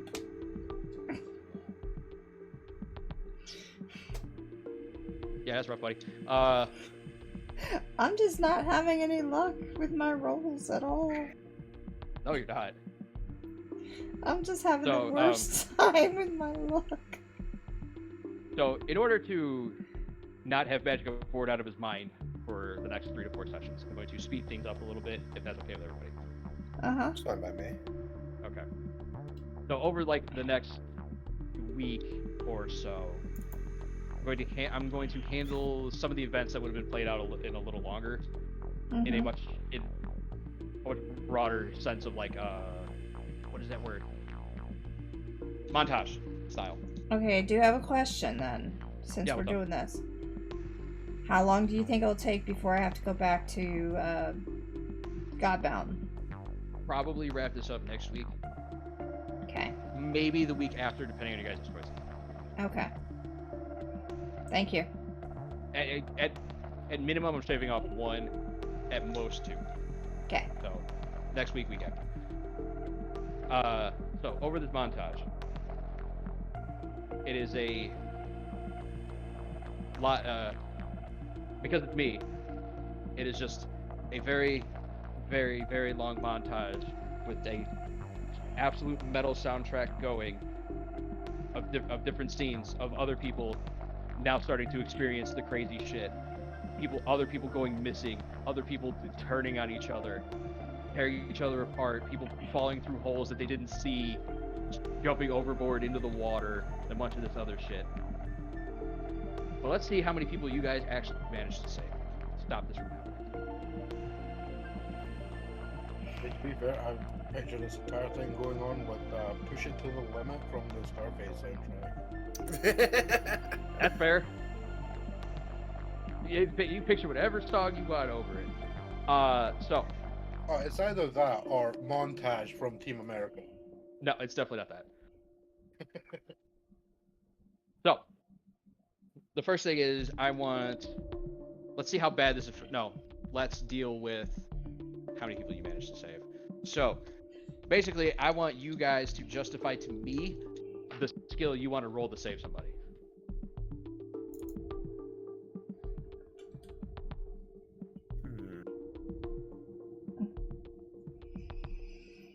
Note that this will not be the named major NPCs. They are safe for the moment. How are we saving them? No, they are safe in that you don't need to worry about them. No, I mean the other guys. That's up to you. You lead me into the scene and tell me how you're saving them, and then we'll have you roll. I'm giving you creative. I'm giving you creative license. Oh, okay, that's fine. I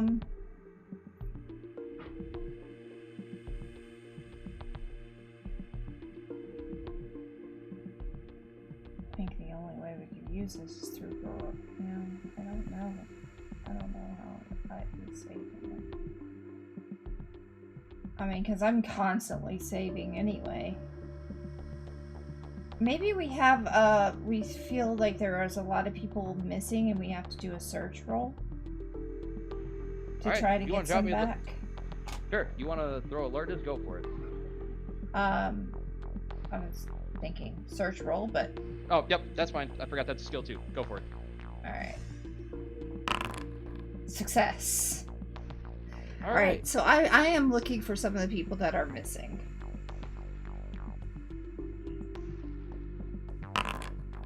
Karsa, you just have terrible luck. I know I do.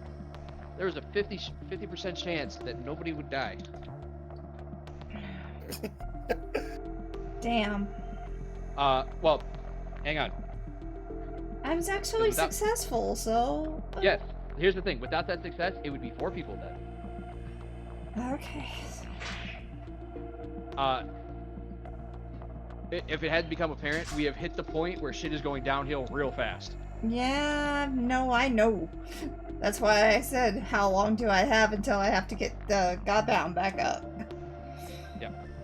Okay, I actually forget, and this is probably going to be a stupid question, but the higher the number in the skill, the better, yes?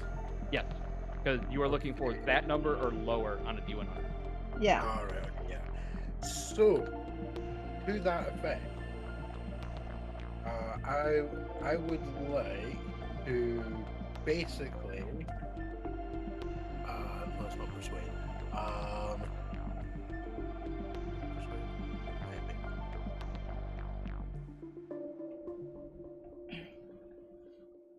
Oh, where the hell is it? I had a skill in mind, and the word has gone, and I can't see it now. Intimidate? Would you like to yell somebody into safety? Oh, no, Hey, actually, you get off that ledge! Roll the crit success. I'll be right back. No, my actual thought was initially that wouldn't it be hilarious if I rolled bureaucracy to talk someone out of like doing stuff.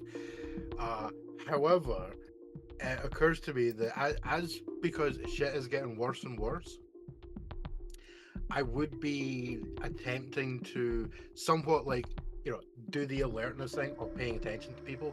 However, rather than rolling alertness, I would argue possibly human. I'll take it. To basically monitor people, like keeping an eye on them, keeping notes, who's more likely to snap. Yeah. So you're sitting there watching, like you see one dude, his eyes start shifting, you see his hand start slowly going down to a weapon. I'm good with it. Yeah. So remember, you guys still have 2 floating 10%. Actually, you just lost. Boom, and I failed. You guys have 1. I rolled way too high. Not a crit fail, so that's what matters. This wouldn't be out of character for anybody considering kind of stranded on a ship. Yeah. Supplies are dwindling. That's my point. Yeah, you get to that point where the tiniest little thing, like that person looked at me funny, I'm going to skin them alive and eat them. Actually, Does not seem crazy. That's the weird thing. The one thing you guys never seem to run out of is alcohol. Yeah, it's almost Let's like go. Oh my, yeah. Grover's flask never runs empty.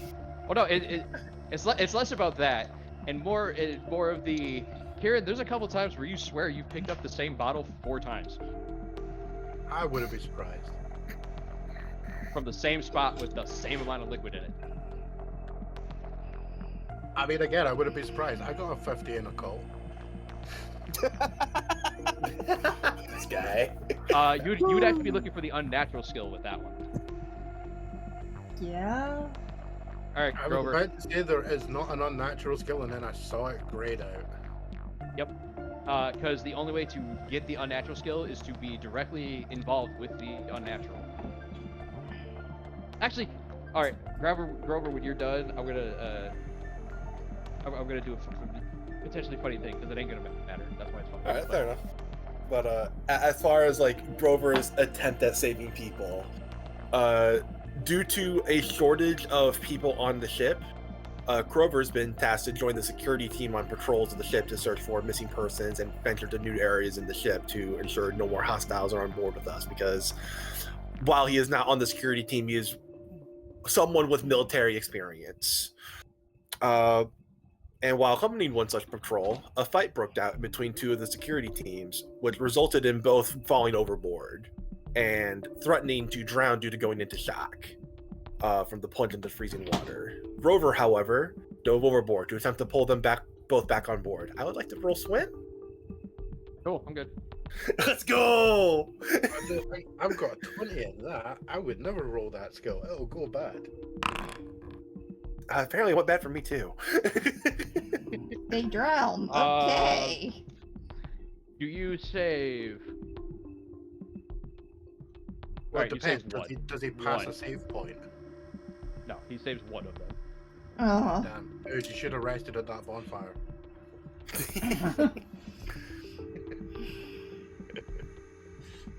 Unfortunately, the other was being far. Even after you dove in, it was telling him like, "Dude, back it off. I'm trying to save you." He was far too combative with you, and you eventually had to leave him behind. Damn. So note at this point, half the crew is gone. Damn. That still leaves you with 25 people running around. Yeah. I mean, that's enough to start up a cannibal cult and, worship the King in Yellow. We'll be fine. Yeah, actually, it's funny you brought that up. Because I want all of you to roll me a d6. Actually, Grover, I'm just gonna, because you have been so adamantly in the I am not going to fail a sanity check ever, yours is gonna automatically be a 1. Hell yeah! Wait, you're taking away my nice number. No, hang on. Dr. Megan, I also need you to roll a d6. Okay. All right. Damn it. Dr. Megan and Kieran, go ahead and add 6 to your unnatural skill. Grover, add 1. Oh, fair enough. Ski Mask, you could make your unnatural a million because you're dead. Yeah, I'm just kind of here vibing. I decided to start new back. No, my max sanity went down to 98. Oh no. Yeah. So. What? Like, I kind of planned in the eventuality that this killed me. I have in fact been modding New Vegas all week. Fair enough. So. I mean, to be fair, I would have made up a new character to step into.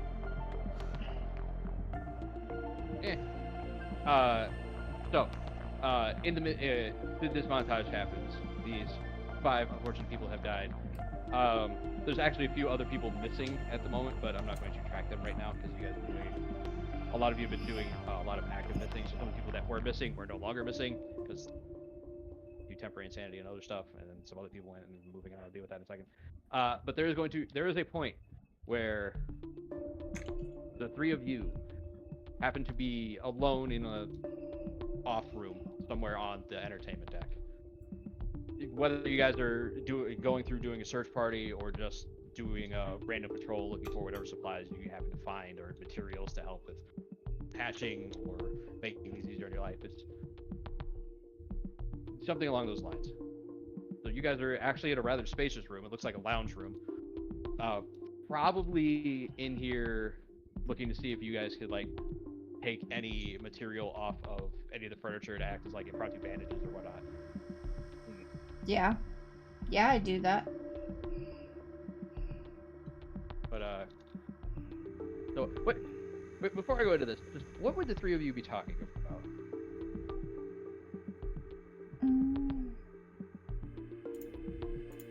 That is a really good question. What would a veteran, a doctor, and a journalist be talking about? You know, I'd be talking about my boss. Yes, the topic I was hoping you'd bring up. Yes, because have you ever noticed that he's never there when you want him? Ken and Ross both rub me the wrong way oftentimes. Always conveniently where the least damage is, just popping in as they go, and being difficult to find when they're needed. Yeah. I mean, that's what that tends to be like, isn't it? You know, I'm too important to be busy where people are doing stuff, and always, as you say, always just showing up right when they're not really needed. It's uncanny. it's Convenient. very it feels, yeah, convenient. I mean, to be fair, I don't know if I wouldn't start suggesting that they're like outright crazy, because I mean, we saw outright crazy. Yeah. And then he actually like gestures like the exact motions that Grover did when he popped Theodore. But We've seen what happens. It's crazy. Well, here's the thought, you know, when we were constantly being told that it was just us, I was thinking, okay, maybe it's us. Maybe we got hit by something like that, a tear gas or something. But it's now affecting everybody, not just us. I mean, it's a stressful situation. It's mass hysteria. Everyone here is stressed. Everyone here just wants to get home. Yeah, It doesn't help that this all started because of friendly fire. Everyone heard what happened with that ski mask. So now everyone thinks everyone's against them. Yeah, I mean, to be fair, it's that literal thing of we have that happen immediately afterwards. Theodore happens, and now we're literally here scavenging for whatever we can get. I still feel like I played a lot of survival shit on the PC, you know, on the computer machine, but like, you didn't expect to be actually doing it on a ship in the middle of the ocean, which will kill the fuck out of us if this goes down. This is a stressful situation. Well, here's the other thing. Have we ever thought about maybe we find a place to hold up? Because we're gonna need food eventually. We're gonna need food eventually. Hold up where? We're already holding up where we can at the entertainment deck. No, I'm not talking about that. I'm talking about, is there any islands near here, other than the island we were on, that maybe we could give the more important question there, my good doctor, is can we ensure that this ship can limp that far? I don't know. I mean, I've been working on it with the other engineering team members, and it's like, progress is coming, but it's not coming as fast as I'd like. But do you think? Of course, the fact that we've lost the other ship means that it's even slower. To that end, Grover, now that you're thinking about it, progress only ever seems to be made when you're there. When it's other people working on it, something always happens, or there's some excuse, or something comes up to keep progress not quite at a standstill, but definitely at a glacial pace. So basically, Grover's suspicions of Ross hired a bunch of fucking quacks. Grover's literally the linchpin of getting us anywhere. And I'm not even on the fucking engineering team. Exactly, that's what makes it even better. It's like the fucking first altercation with pirates over again. Fucking Hulk has breached up, and who has to go there and fix it? Fucking bridge team. This engineering team is fucking useless. I'll also point out that every time you're in the engine room, Dr. Boucher is there with you.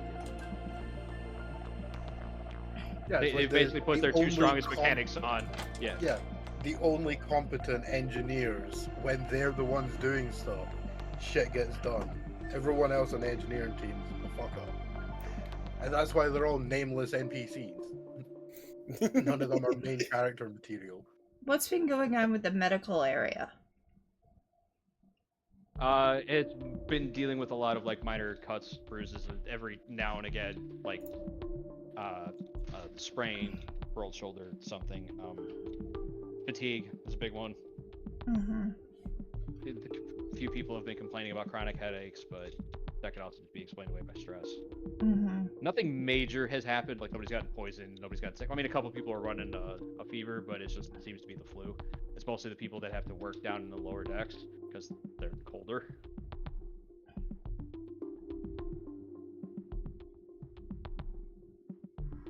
The comms team has actually had very little to do because like we can get the radio working, but unless somebody's within like 50 nautical miles, we ain't gonna get nothing. And we're not exactly in any shipping lanes.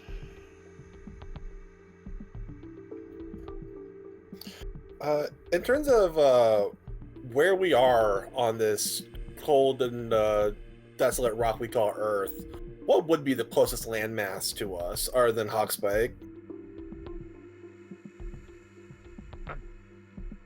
Without a GPS to tell you exactly where you're at, that's kind of hard to tell.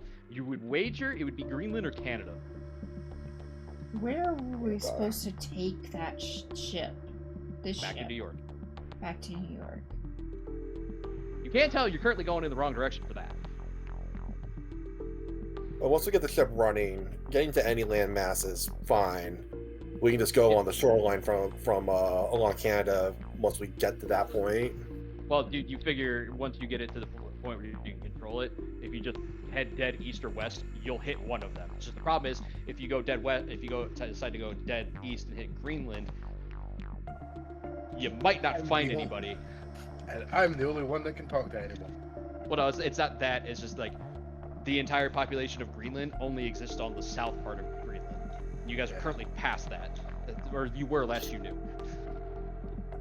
I mean, that's fine because if we get to Greenland, it's a lot easier to survive off the land than it is off the sea.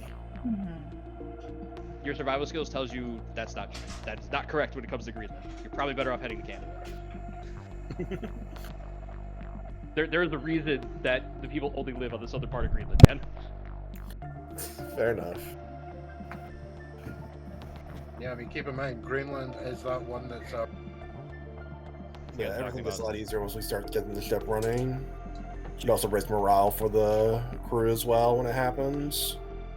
So this is, as soon as you say, would we get the ship running, that's when you hear a chuckle coming from behind you. You guys turn around and you see a tall-ish, thin man with slick back, black hair. You guys swear this man walked right out of a film noir. He's got the black suit, red tie, black shirt, currently lighting up a cigarette, got a red scarf hanging loosely around his neck. I think you mean to say if we could get the ship running. Is this person on the crew? No, you have never seen this man before. You got about 5 seconds to explain who you are before I start shooting you. Oh, please, go ahead. Try.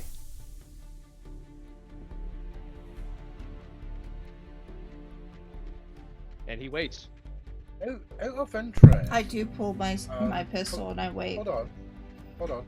Out of interest, would this person have potentially been in any pictures on the ship?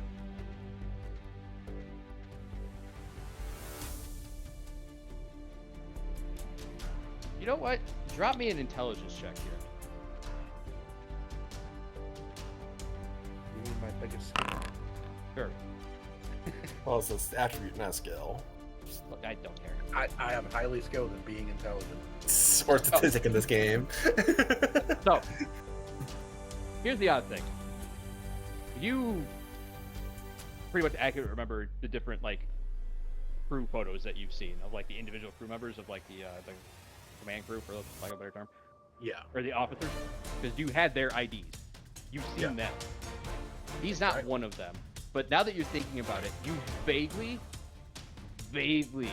remember seeing him in a couple of photos of like the passengers, like off on the side or in the background.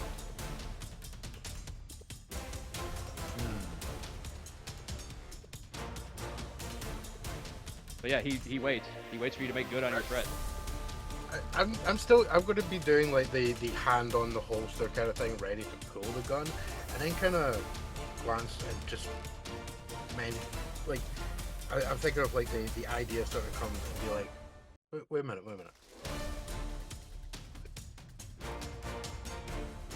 I've seen you somewhere.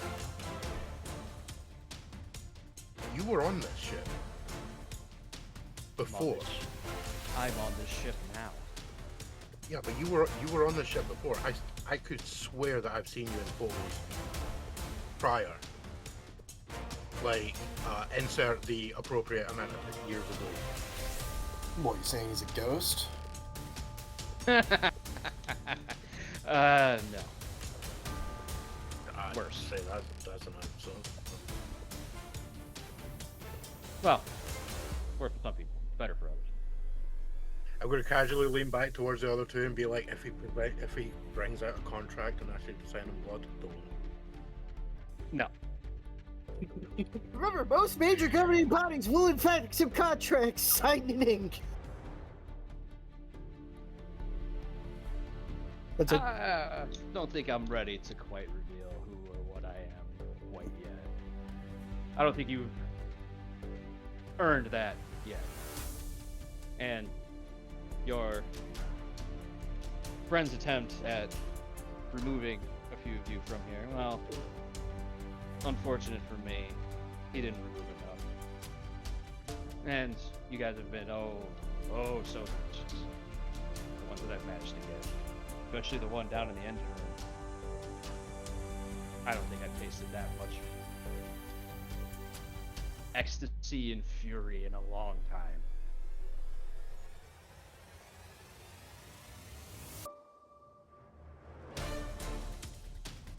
The layout of where we are. Wait, like, what do you mean by ecstasy us and and the door. fury? One at a time. Kieran, start talking first. Yeah, is he like impeding us from leaving this immediate room? He's not like in the doorway. He is between you and the doorway, but you think if you ran fast enough, you could probably get around him. Or he's just standing there? Yeah, smoking a cigarette. Menacing. Yeah, and it's like one of those like longer like 1920s cigarettes where they're just like a little too thin and a little too long. Yeah, it's like that ultra bullshit these days that they need to stop.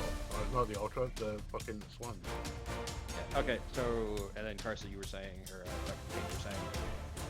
What do you mean by fury and ecstasy? Ecstasy of fury, one who delights in wrath, who delights in the violence. I would say I was hoping he'd last a little longer. Really wanted to marinate that one, but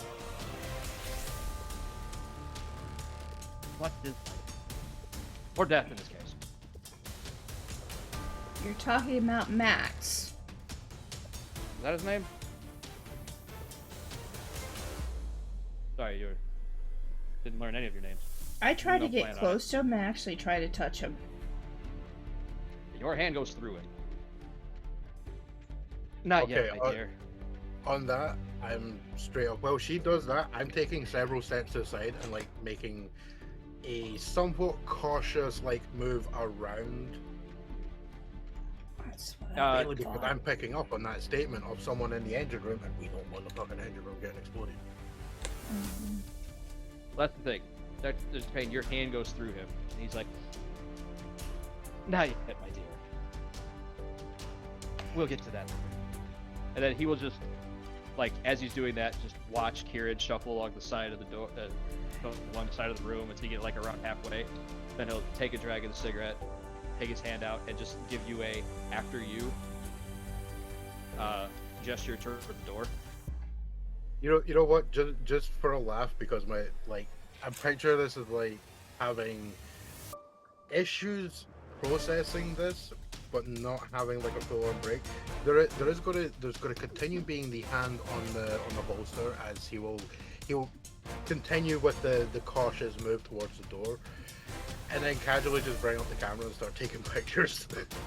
there's just like constant click click click click click and the camera going through. Well, after I see that happen, I actually figure that there's nothing I'm going to be able to do at the moment, so I do put my weapon away. And Surrendering?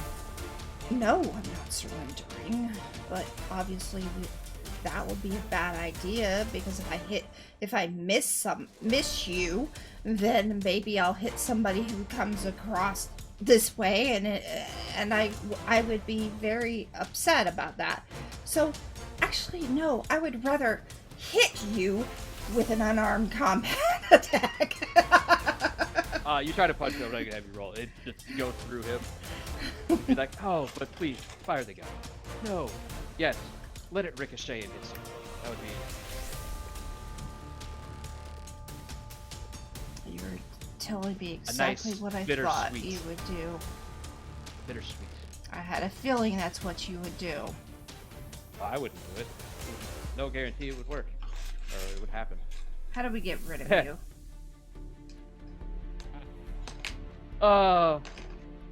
Ooh, when we're ready to have the adult conversation, we can talk about that one.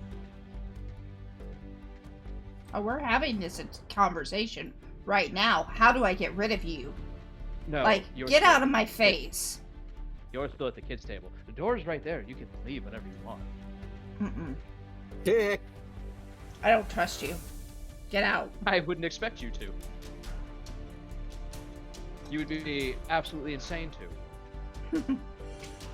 I Oh, hope you're I'll tell getting you- good. I hope you're getting good footage and video off of this, so we can show it to Actually- everybody. Kieran, there's nothing there. Oh yeah, I'm 100% expecting Yeah. anything that I look at to just be the exact scene minus that dude. I'm totally expecting that. This is more like, you know, that bit in Shaun of the Dead where the guy's taking a photo of the Oh, family? yeah. He just like starts winding the camera. It's basically that. But yeah, I will like sort of continue that cautious move around the door. Basically, I'm expecting at any moment him to make some kind of move. And No. if he does not, then when I get to the door, I leave the room.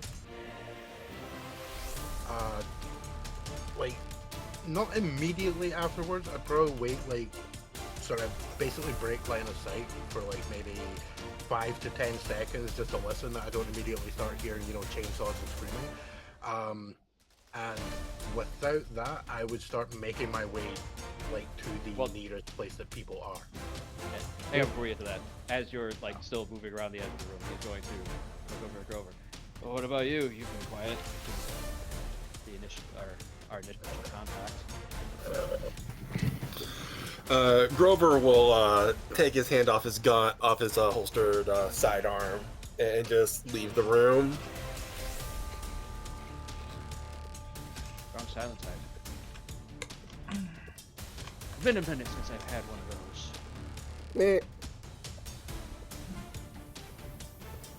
I really make a point. Come on, Megan. Let's go. He used a I very passed through him. out-of-time phrase. He's a very what? I A passed. very out-of-time phrase. Yeah, I passed through him and hid with Grover. Oh, you walked straight through him? Yep. Huh. Well, I think that makes you the main course. Oh, see that? Sassing the king in red. Oh, You mean the king in yellow? no, I mean No. the king in red because he's clearly Not wearing a wearing bunch of red. True. Well, He he's is a wearing red mostly death black with a walking little bit abroad. of red. To be fair, the king in yellow is not always depicted. In the few times he is depicted, he is not always depicted completely in yellow. You're Sometimes proving. there is simply one thing. No, he's improving my point that he is not there. No, but what- he is there. Yeah, obviously, but then also you're basically just like walking through SCP-1. Don't care. And guess what? The Crimson Court is gonna fuck you up 7 ways for Sunday. Probably. As you guys all file out of the room, he will call back. Once I'm done with my appetizers, salads, and soups, I'll move on to you. Well, you and the other strong ones. Do we have like radio contact amongst the crew that are currently alive? A couple. Fortunately, not everyone had a radio at the time, so Yeah. Basically, any group that goes out has to have one on them. So we'll say you guys have 6 radios in total. Okay. So you guys have 1 between 3 radios.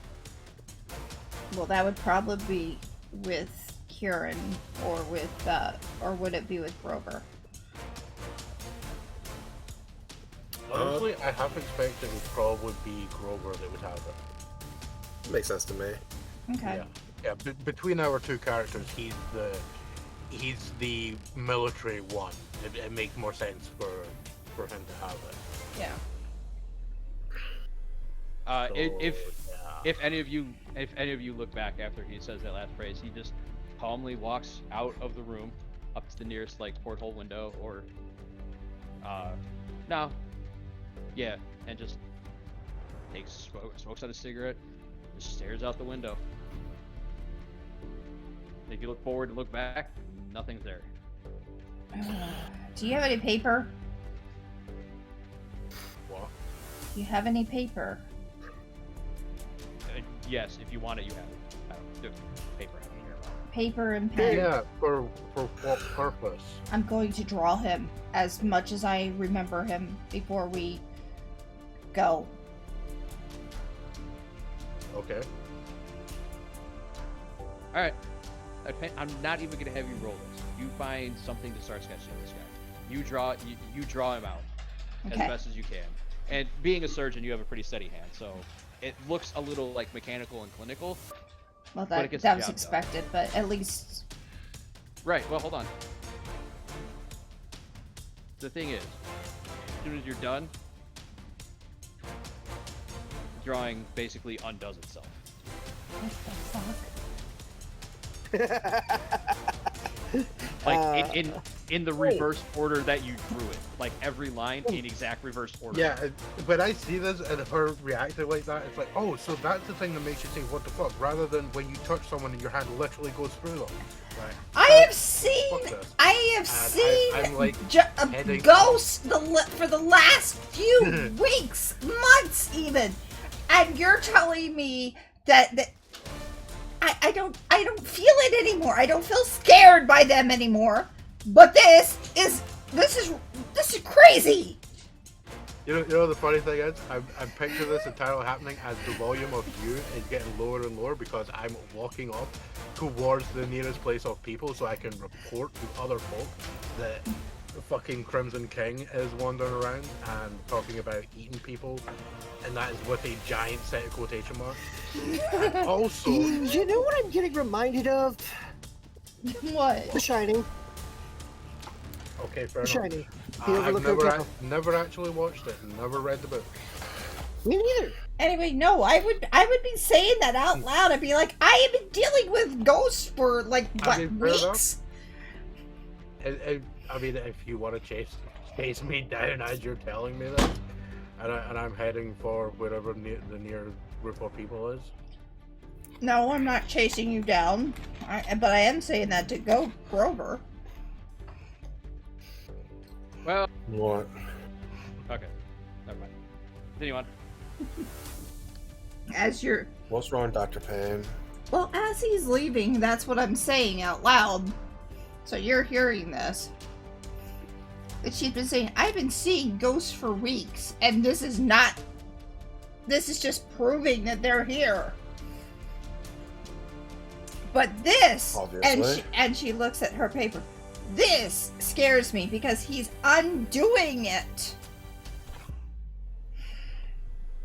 Well, is some form of malignant force influencing the ship somehow. The more you let him get to you, the more you're going to let him win. Yeah, you're right, I need a drink. Oh, that's good because we got low. It's like you have infinite. Honestly, it might even be his doing. He might be trying to get the ship's crew inebriated to impair their judgment. True, but I still need a drink. Well, see, that's the So- funny part. That's the funny part. Mm.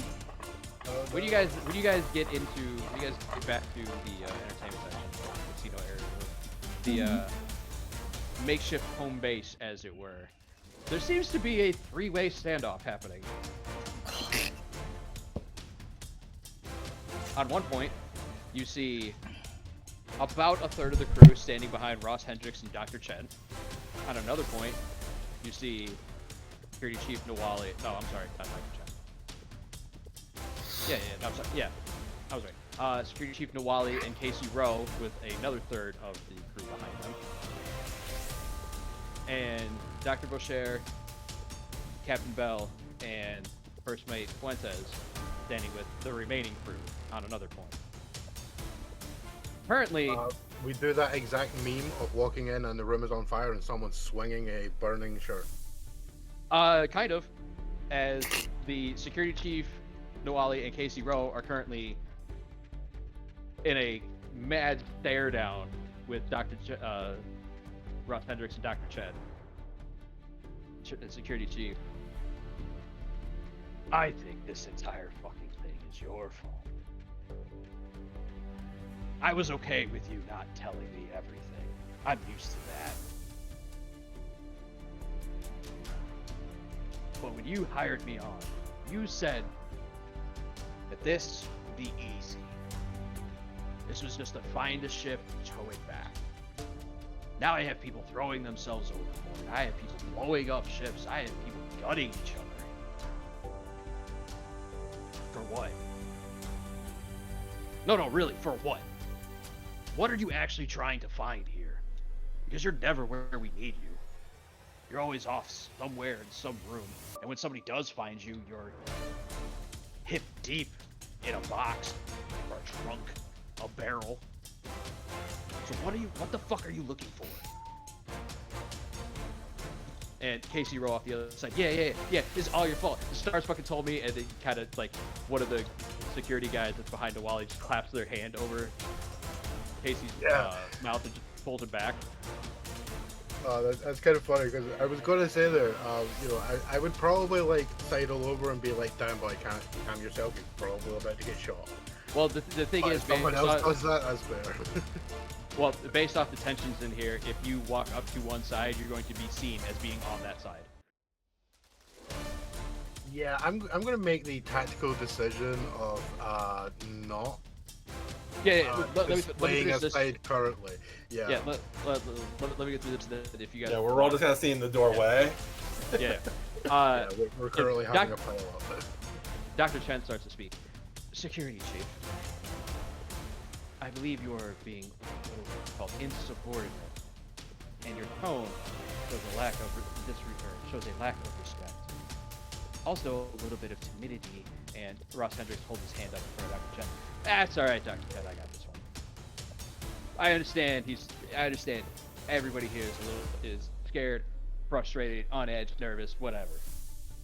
It's understandable. Makes sense. Our ship blew up. Our only true way back to civilization's fucking gone. I get it.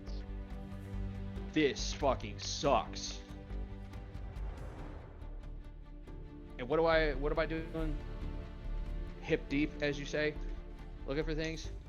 I'm just looking for whatever I can find. I hired you guys to do the job, so I'm just wandering around doing whatever the hell I want. What me, the person paying you, the boss, has the right to do. I really don't appreciate you questioning my fucking motives. Security Chief. Well, I question your motives because you see what's going on. I've started to see things. I know Dr. Boucher has started to see things. And Dr. Chen, don't you fucking lie to me. I've seen you looking at the corners of the rooms. I know you're seeing something. Looks at Casey. Oh, Tempted to say a thing, but I'm not going to right now. you don't seem to be affected by what's happening at all. So what are you hiding from me? What are you hiding from us? If you don't start talking, then I'll let the bullets start talking. May I ask a question while I'm spectating the standoff? Yeah. The entity we just saw, Yes. could it pass as having like a family resemblance to Ross? No. Okay. You guys know that Ross had family on the ship. He said his grandfather was the comms officer, I believe. Comms officer or first mate. I don't remember which one it said. Comms, I think. Yeah. But it doesn't look And, related to the entity we just saw. No, Kieran has seen a picture of the comms officer from his ID. Look nothing alike. Okay.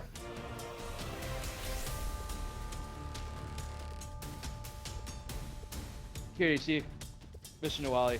Yeah, fuck your title, Mr. Nawali. I don't know really what you think I know. I know the ship went missing, and we found it. So, what, you think I'm out here to do what? Get you all killed? What would that win me? I'm here too. This would get me killed. So what is it you think? And at this point, Captain Bell is actually going to say something. I think the security chief is saying that you have been, for lack of a better phrase, weird the entire time. You pop up in random rooms. You disappear whenever somebody tries to find you. And little piece of information that I doubt you think we know. I don't think you, or I know you haven't been in your office on the Will of Power once. I don't know what was in there, and that will never know. But whatever you were hiding in there, you didn't want to be around it.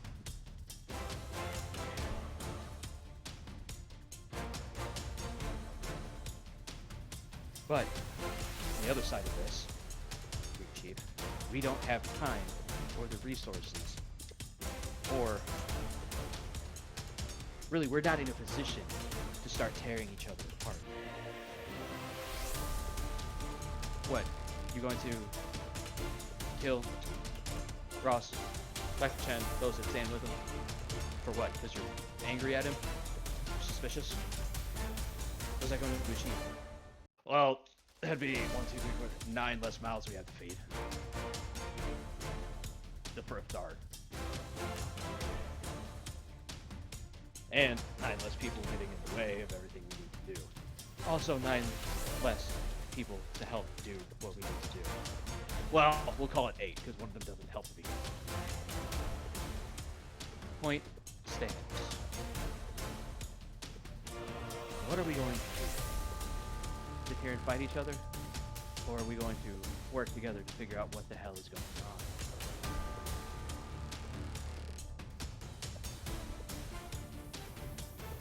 And this is a very interesting thing that happens. Because all these people are standing around basically almost in a triangle formation, kind of staring at each other. Nobody has said anything, or really saying much since the captain said something. Everybody's kind of saying. I'll give you guys a chance to jump in and say anything if you want.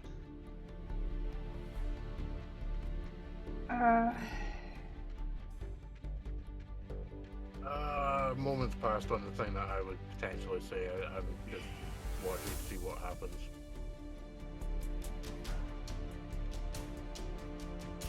Grover will actually take his side in this conflict and join the captain's triangle of people, insisting that the only way we're getting out of here is if we focus on the tasks at hand. Every resource we defend scrutinizing each other is something that is wasted time and effort towards getting us back home. Oh, look, somebody that has some fucking sense. You know, hearing that, yeah, I'm just gonna gesture to Grover and be like, "Got a point." You know, we're messing with things we don't understand. And we just need to get home. So why don't we just calm the fuck down and do what we need to do and get home? So what? So whatever the hell's going on here can do what it's doing to wherever we happen to make port? I just saw the damn thing. I just walked through the damn thing. Okay, hold on. I'm gonna like put a hand on her shoulder and be like, hold on. Right. I was gonna ask this earlier, but it seemed kind of tense to ask this question. When you guys were talking about seeing stuff in corners of rooms and stuff, would anyone have seen, and I'd give the description of the dude and, you know, describe guy in a, black suit with a few bits of red here and there. Red scarf, notably. Yeah. Notably red scarf, hat, smoked a... no hat. Insert generational divide here, cigarette. And then also mentioned several times about being interested in, for want of a better word, eating people. But I don't think he meant that literally. I think he meant more like essence, psychology type thing. Fucking weird. Dr. Brooks there will hold up her hand. Yes, this is one that I have seen. He Oh, good. So we three are not completely fucking crazy. Nope, I mean, and we're we all just completely saw crazy, it. but at least that. He seemed to intent on trying to get me to do some things that I just do not want to do. Well, that's good. That you didn't do them. Because, yeah, we were just randomly having a conversation about stuff, and when Grover mentioned about when we get the engines back up, and that's when he stepped up, and like he actually like gestured back towards the door, so it's clearly he's not meaning Grover stepped up. That's when quote unquote he stepped up and started talking about if we get the engines working, and then talking about stuff. That was actually where I was going to be heading, because it kinda sounded like he may have some interest in whoever's currently down there. No, he was referring to Max when he had his outburst at the engine room. But to be fair, that this is just how like my reading of it. It sounded like, yes, and there's someone down there that I can totally fuck with and kill everyone. You know, that's what Kieran's explaining. Like, Damn it. I was planning to head down there and just double check that no one was currently, you know, sacrificing people to the engines or whatever. Fuck is this, Warhammer 40k? I mean, not that far off of my first hallucination from the ship. You know what? Some asshole actually says that from like off of the one of the faceless guys. Yeah, somebody in the background. What the fuck is this? Warhammer? Like, well, come on. But in any case, we're losing track of what really matters here. No one in this room is another one's enemy. We're all on the same side here. You get out of here. Well, here's the thing. I am very much on your side. He points over to like your guys. It's a little triangle. I am not on that guy's side. And he points to Ross. He is hiding something. I mean, 100%. I agree with you. I do feel like something's being hidden. Do you genuinely believe? I'm assuming we're talking to Noali. Yeah. Yeah. Like, do you genuinely believe that he is an active threat to all of us? I already do. And like Ross will kind of just like give that whole like, "Are you fucking kidding me?" shrug. I will give the facial gesture of okay, fair enough. I mean, you know, kind of expected answer. But I mean, I legitimately don't know what you want from me. I've been here. I've been helping. I helped carry people up on the ship. You guys actually did see him do that. I mean, the thing we want from you is what is the reason why you said that it was your family member, but do you have any idea, any research whatsoever of why it disappeared that we haven't heard about? What research would there be? The ship went out. Nobody ever saw it again. What would you expect to be on the internet or in a book somewhere? Ghost stories, yeah. That's the thing. We've been. Oh, now you say there's ghosts haunting the ship? Really? Yes, I do.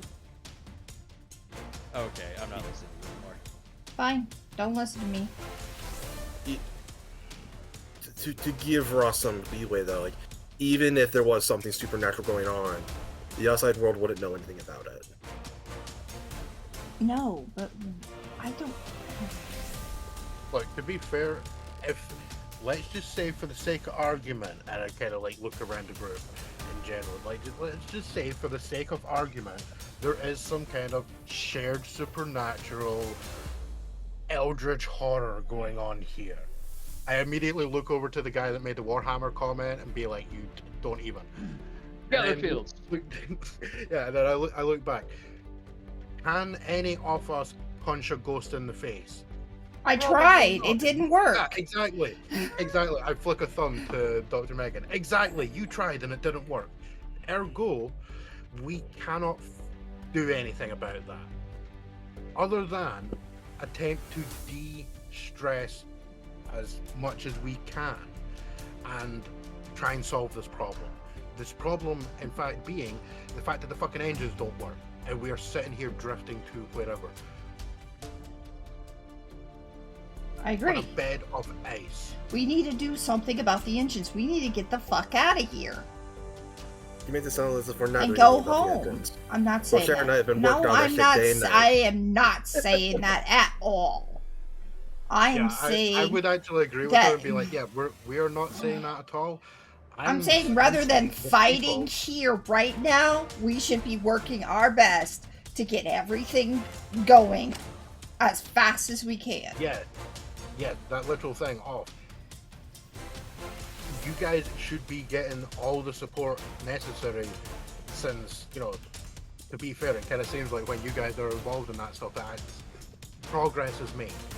So, supporting that, like, Yeah, I'm not saying this to Grover, I'm saying this, like, to the general group, and, like, gesturing to them as, like, supporting them is the fucking way we get out of this shit. But it's not even that I need you to support me. I can get this ship running. I just need the rest of you to not fucking kill yourselves while I'm doing it. If that's the support that's there, then yes. Yes, if we can calm the fuck down and get going, that would be best. And Ross be like, I am calm. What makes anybody think I'm not calm? The only one who's being a fucking dick is this guy. What makes people think? Yeah, what makes people think this place isn't camp? The fact that there's a three-way Mexican standoff minus guns right now, but I dare say there's a lot of hands-on holsters. Which jackass over there started? I honestly don't care who started it. We just need to get going. I think we're more interested in who's not going to escalate things beyond the point they are, and then we can deal with the situation and get the fuck out of here. You know, I drew a picture trying to, so I was going to try and show. Okay. Fine. No. Let that's her bold. No. Damn. Let the crazy one finish. I want to hear this. I walk out. Oh no, they're saying let the crazy one finish. They want you to continue. Really, you want me to continue with this? All I was going to say is I actually drew a picture of the guy, and the picture just undid itself. So whatever the fuck is going on, I just want no part of it. I'd like to get out of here. Has anybody else ever heard of a picture undoing itself? No? Alright, we're going back to crazy. You saw it. To be fair, right, this would actually be to Ross. Now, my understanding is Ross is the only one that, as far as we all know, has not had any kind of weird shit going on. As far as Nawali claims. Yeah. I mean, to his own admission too, he seems to think that the whole supernatural scene shit is crazy man's theory. Yeah, I mean, I would simply point out that, like, okay, so as far as any of us are aware, you are the only one who has not had any weird esoteric bullshit going on. Ergo, statistically, you are literally in the 1% here. You're outnumbered by everyone else on some shit is going down. And I'm pretty sure everyone wants to be, you know, hands washed to the whole thing. Yeah. I mean, you want to wash your hands, you can literally do it. Door's right there. All you gotta do is go over the ledge. Mature, real mature. I walk out. I just can't. I can't do this. And I head to where the triage is to make sure that something's getting. Oh fuck! They're in here. Well, they're like literally. She walks out the door and she's into a triage. Well, no, to make sure everybody could like stand everybody. Nawali and the captain basically like you're gonna take all the poker tables, all the other tables, clear them up. Everybody's sleeping there. We're gonna triage over here, and like we're gonna store supplies there. And people are gonna eat there. It's all in like this one gigantic room. Like, you know how a casino floor would be. Yeah. Yeah, I mean, to be fair, that's exactly what I was picturing it as.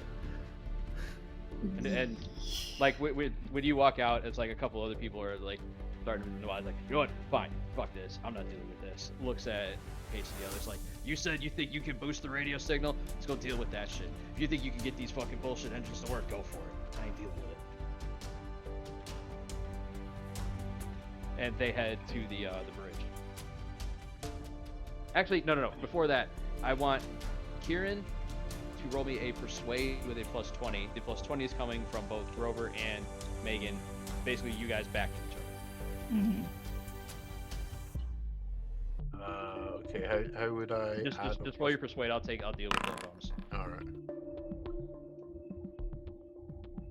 Well, you didn't need it.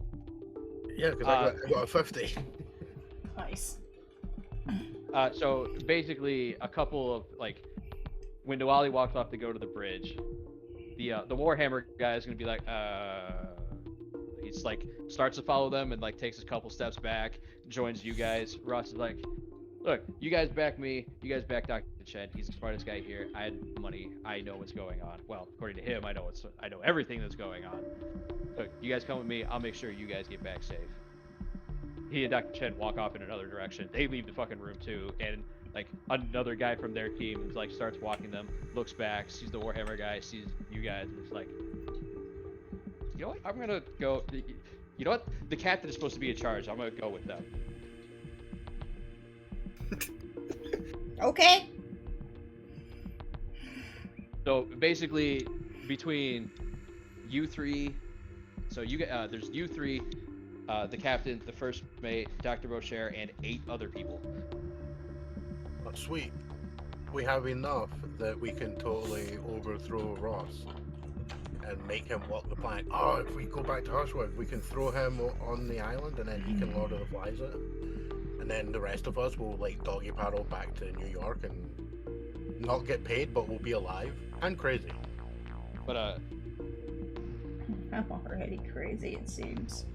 the captain will gather everybody up and she's like, you guys really think you can get the engines working? I know I can. He's confident, and unless we got a lot of paddles or some sails, I think it's our best. That's our only way out. Okay, so with everything seeming to fall apart worse by the hour, we're gonna have to take a gamble.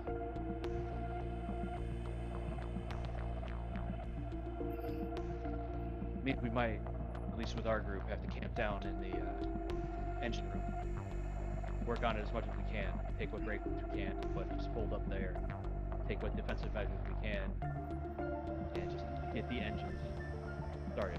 I think if we can get the engine started, Nuwale will come around. Ross, I think, is a lost cause. I'm not worried about him. I don't think he's going to do anything anyway. We're not worried about Nuwale trying to lead a team to go kill Ross and his people while we're in the engine room. If it happens, it happens. Stopping that isn't going to get the engines running. And I have the best people getting the engines working. The ship is too big to maintain that. If Nuwale wants to manhunt Ross down when their radio idea doesn't work, then that's just time spent them not messing with us, I guess. Not happy about it, but... Well, Very we well. gotta get Neither it team, done. neither of their teams are hostile against us, just at least. Yeah, I And- gotta look at her and be like, well, shit, you sold it to me. Neither teams are hostile to us, and at the end of the day, we have the people to get the ship running and the people to pilot it afterwards. Well, hopefully piloting it. The ship is very large, and I don't know if we have enough people. We will definitely be making slow progress, but I'll take slow progress over no progress. Exactly. Alright. Well, To look around, even like the other 8 people, and I'm gonna say like the entire security team is with Nuwale. And where do you want me? All 3 of them. let's go. Where Did the do you- guy I save come with us? No, sorry, man. Aw, darn. And where do you want me, Grover? Well, the first mate will be like, well, the good thing is you're the second best doctor. Well, arguably best doctor that was on the ship. So just having you with us would be good for dealing with any minor injuries that come up, plus fatigue, plus everything else. And the first mate is going to look, see nobody else in the room. There's nobody guarding the medical supplies. Let's take him. Well, I'll take all of them. Well, no. we Nuwale is don't. being a- We take a third. Nuwale's being a fool, but I think his heart is in the right place, even if his mind is addled in anger. I think he's about as nervous as all of us about the loss and what we're dealing with right now, because we don't really know how to deal with it. So, yeah. You know what? No. You know what? Because I was about to give Karsa this. You know what, Grover? It does make sense. That one security guy is with you guys. Hell yeah. He was actually the Warhammer guy. I was like, well, shit, that just like saved my life like a couple days ago. Oh, Yeah, you mean when we so- were talking about Warhammer? And then that squad that's next to him, like he got the Warhammer joke. You know, he made the Sawyer's with you guys too, and he's like, well, I mean, look, I don't know what's been going on, but every time I went to work on them engines, I could swear I got a task done that you guys assigned me. When I went back, all the work I had done was gone. It made no fucking sense. Actually, Well, kind of does. let's go see what happens next time we go work on it then. Alright, I'm gonna help carry some of these medical supplies. I'll start carrying some food. I think, if I may, I think we might want to grab a radio or two.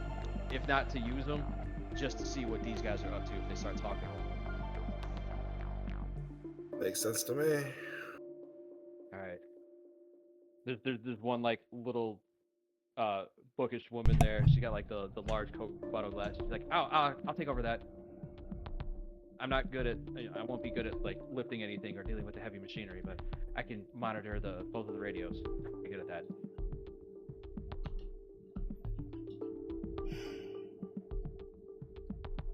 Okay, mental note. Coke bottle glasses are probably going to end up murdering everyone. Okay. With the Well- Coke bottle glasses. Yes. I sharpened them for this reason. Wait, Exactly. no, hold on. There are 2 radios, and we're giving them both to her? Well, basically, the whole plan is you guys are going to be holding up in the engine room and not leaving. So all of you will be like in the same area. Yeah. Yeah, we will not actually need radios to contact because we're all basically in the same room.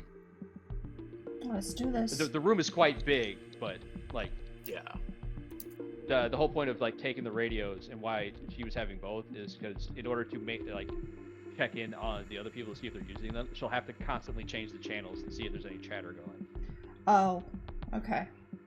Because at minimum, Nwali would be smart enough to be like, okay, I told everybody to use channel 3 before that, so we're gonna use 6. Mm-hmm.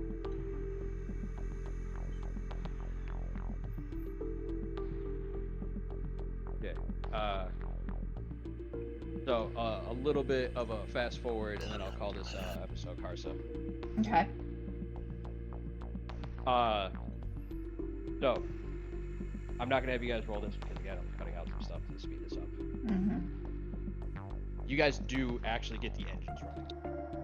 Oh, nice. Barely. Oh. Barely is better than not. Yeah. Unfortunately, the celebration is very short-lived. Crap. As you guys do eventually hear gunfire happening on the ship. And over the radio, you do hear Nwali starting to yell at Ross. I fucking knew you were hiding something. I fucking knew it. I'm gonna hunt you down, you little prick. When I do, I'm gonna tear out your fucking spine. Tie it to the front of the ship. And then drive it through your fucking apartment. I don't know how you did it. And I don't care. When I find you, you're going to fucking die. Gee. We all hear this? Yeah, because it's over the radio.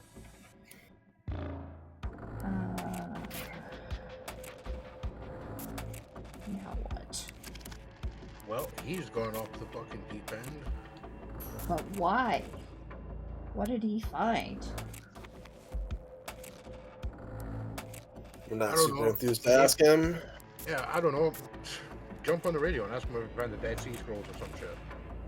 I'm gonna ask him what happened. What did If he you make any find? movement, to grab a radio and do that, I'm immediately going to say, don't fucking do that. That's a bad idea. If you actually do start to make that movement. It's unfortunate Grover was the one of two people who could actually fix the engine rooms. Like, I had the thought, like, maybe we should send someone to go be with Nwali, but that sounds like a good way to get yourself killed. Yeah. I mean, it also means you guys don't know what happened. Yeah.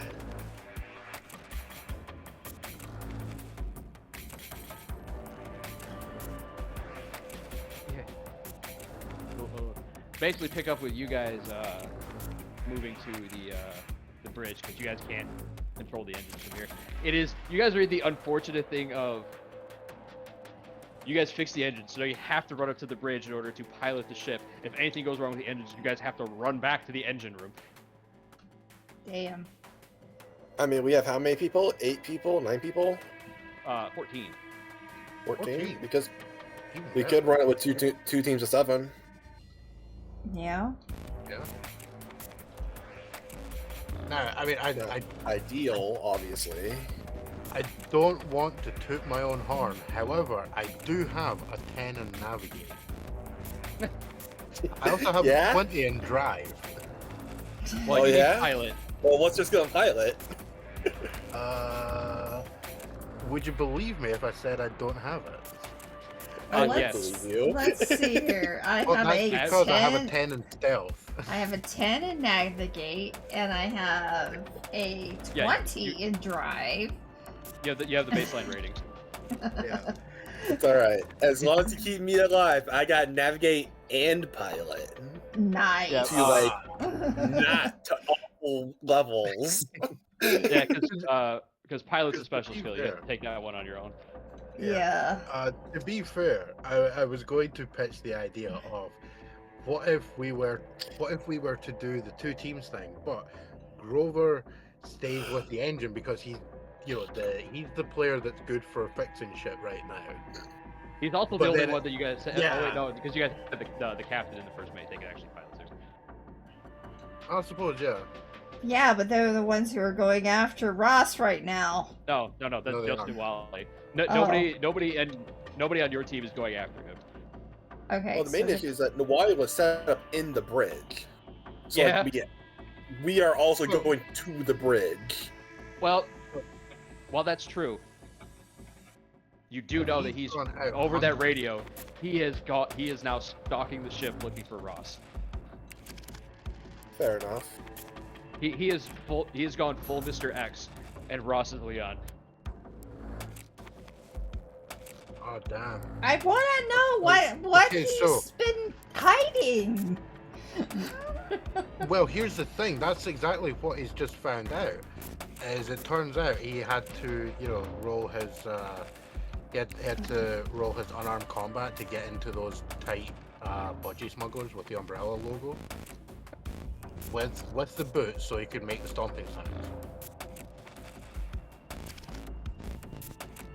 Great, I've called it. And then he's got an Jeez. MP3 with X gonna give it to you. Yeah, say at some point, Nuwali is just gonna punch through a steel wall Yep. and pull somebody through it. Yeah.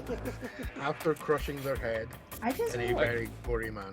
I just want to know what he's been hiding because I'm just curious about Then that. just go over the radio and ask him. Yes, I go for the radio and I ask. Yo, he steals it from Keiran. Damn it! I will say about don't fucking do that. That's a bad idea. But it is entirely up to you if you wish to actually go for it. I do Yeah, go okay. for it. Okay, who are you calling? Are you calling Ross or Nuwali? Granted, if you're Nuwali. broadcasting on the channel, Nuwali. Okay, so what do you say? I guess we're doing this one last thing. We'll sign off. I mean, you say he's hiding. What is he hiding? Oh, the real reason's here. Which Nothing. is Finding the ship. Yeah, everything to do with finding it, and the radio cuts out. I immediately grabbed the radio. fuck. Right, I immediately grabbed the radio and do like the check, breaker on the side Dead. thing. Oh, it's dead. Yeah, because that's Yeah. my next thing. Is immediately turn it over, like try to take out the battery or whatever, and like, Corroded. fuck. Ah! The battery's like completely exploded. Battery acid everywhere. What about the other radio? Same thing. Damn. But over the Almost like radio, Someone with- wants to keep us in the dark. yeah, over the radio with the batteries out, you will hear the man in the suit. No. You want to ask him? You ask him in person. Oh, fuck. I know what he's looking for.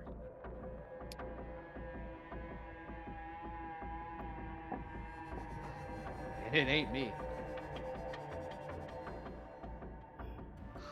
You've been lied to. Very unfortunate, by the way. Because I don't think Mr. Hendricks knew about me either.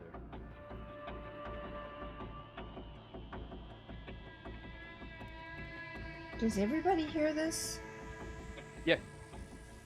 See what I mean? This is coming through a radio which does not have the battery in it, and probably also the other radio that does have the battery in it. But as stated, both batteries are like completely fried. Yeah.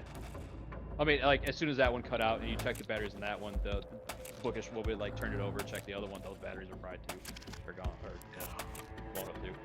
Like, oh, well, don't worry. You're down to... Yeah, him. You're down another 8.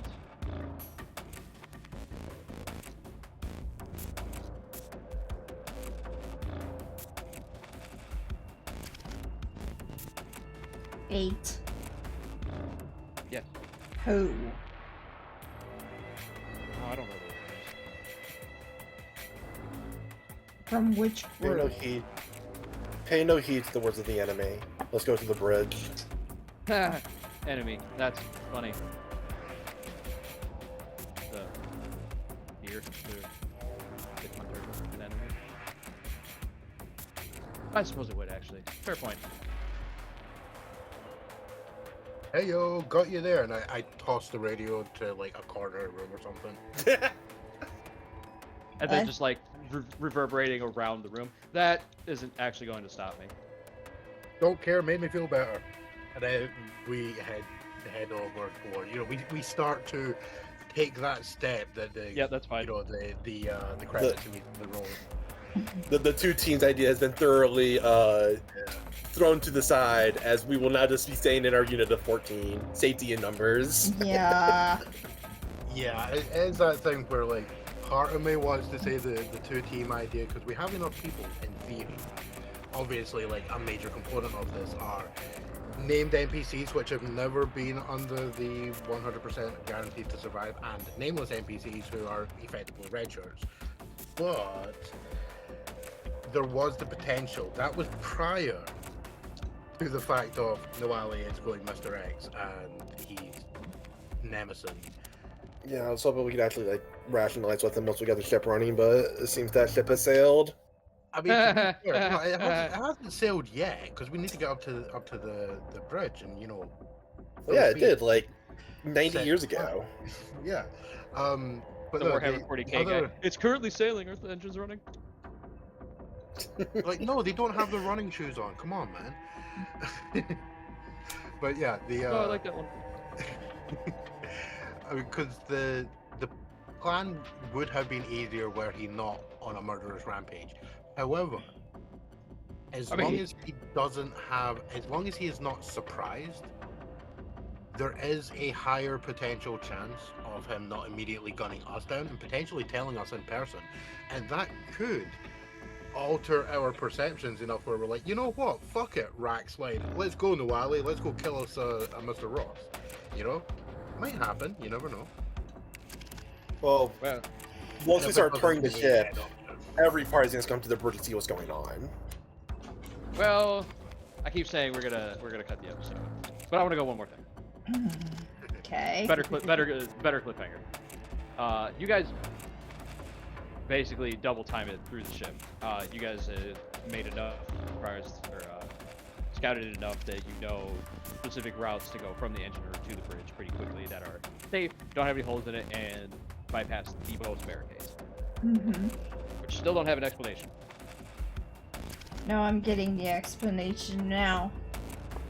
But when you guys get through the bridge, crack open the door, you are very surprised and horrified by the scene in front of you. It's very clear why Commander Chief Noali is very angry. Irrationally angry, you might say. Although, the irrational part can be argued, as it seems that the rest of the people that have followed him are all very, very, very dead. How Very big is the gruesome ritual circle? Not necessarily ritual circle, but there is one guy hanging from the ceiling by his own intestines. Nice. Uh, Oh man, I didn't know this ship teleported. When are we going to be getting people telling us that they had to hand over their eyes? Do you see? no. No. What is But, it that... There's hold on. There's another person hanging out the window. Wait, nope, that's not a person. That's half a person. Oh damn, which half? Is it the half that doesn't make The lower noise? half. Ah, so it is the half that doesn't make noise. And then just everybody else dead in just gruesome fashion, including the not so much liked Casey Rowe. Oh man, that's a shame. I mean, I knew it was going to happen horribly, but you know, Who it's still a seems lot to of have shit. been forced to choke on his own watch, as his throat is bulging what's and that? red and swollen.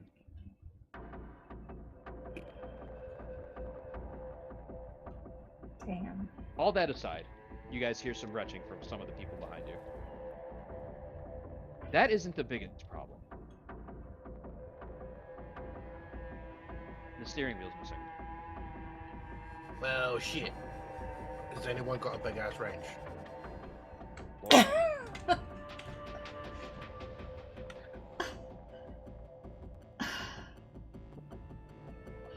Wait a minute. I just have to. Would it be possible to jury ring them together to steer the ship in instead? We will pick that up next week. We are cliffhangering on the oh fuck, what do we do now? And that's a lot of blood. Well, the perfect cliffhanger is Telling me why? No, that's not how, cliffhanger. how many awards do I think that those photographs are worth? Oh God. Those ones by themselves, probably not much. Yeah, you'd have to get some special buyers for those ones. Plus, you have to live to get them. Hey, come on.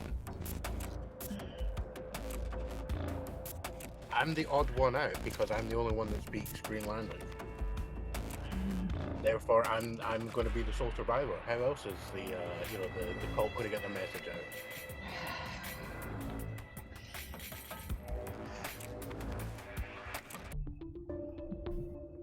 Who knows? Who cares? Find out next time. I hope you picked up on the fact that like extreme denial is the defense mechanism for this character. All right. Well, we'll find out next time on Faults of Man. This is KarsaKKWx. Karsa's my name, KKWX. Here's my empire. We were playing today with my NRT friends. And thanks to Cormac, who is our GM for today. We'll see what happens. Unfortunately, we've already lost one. How many more will we lose next week? Goodbye!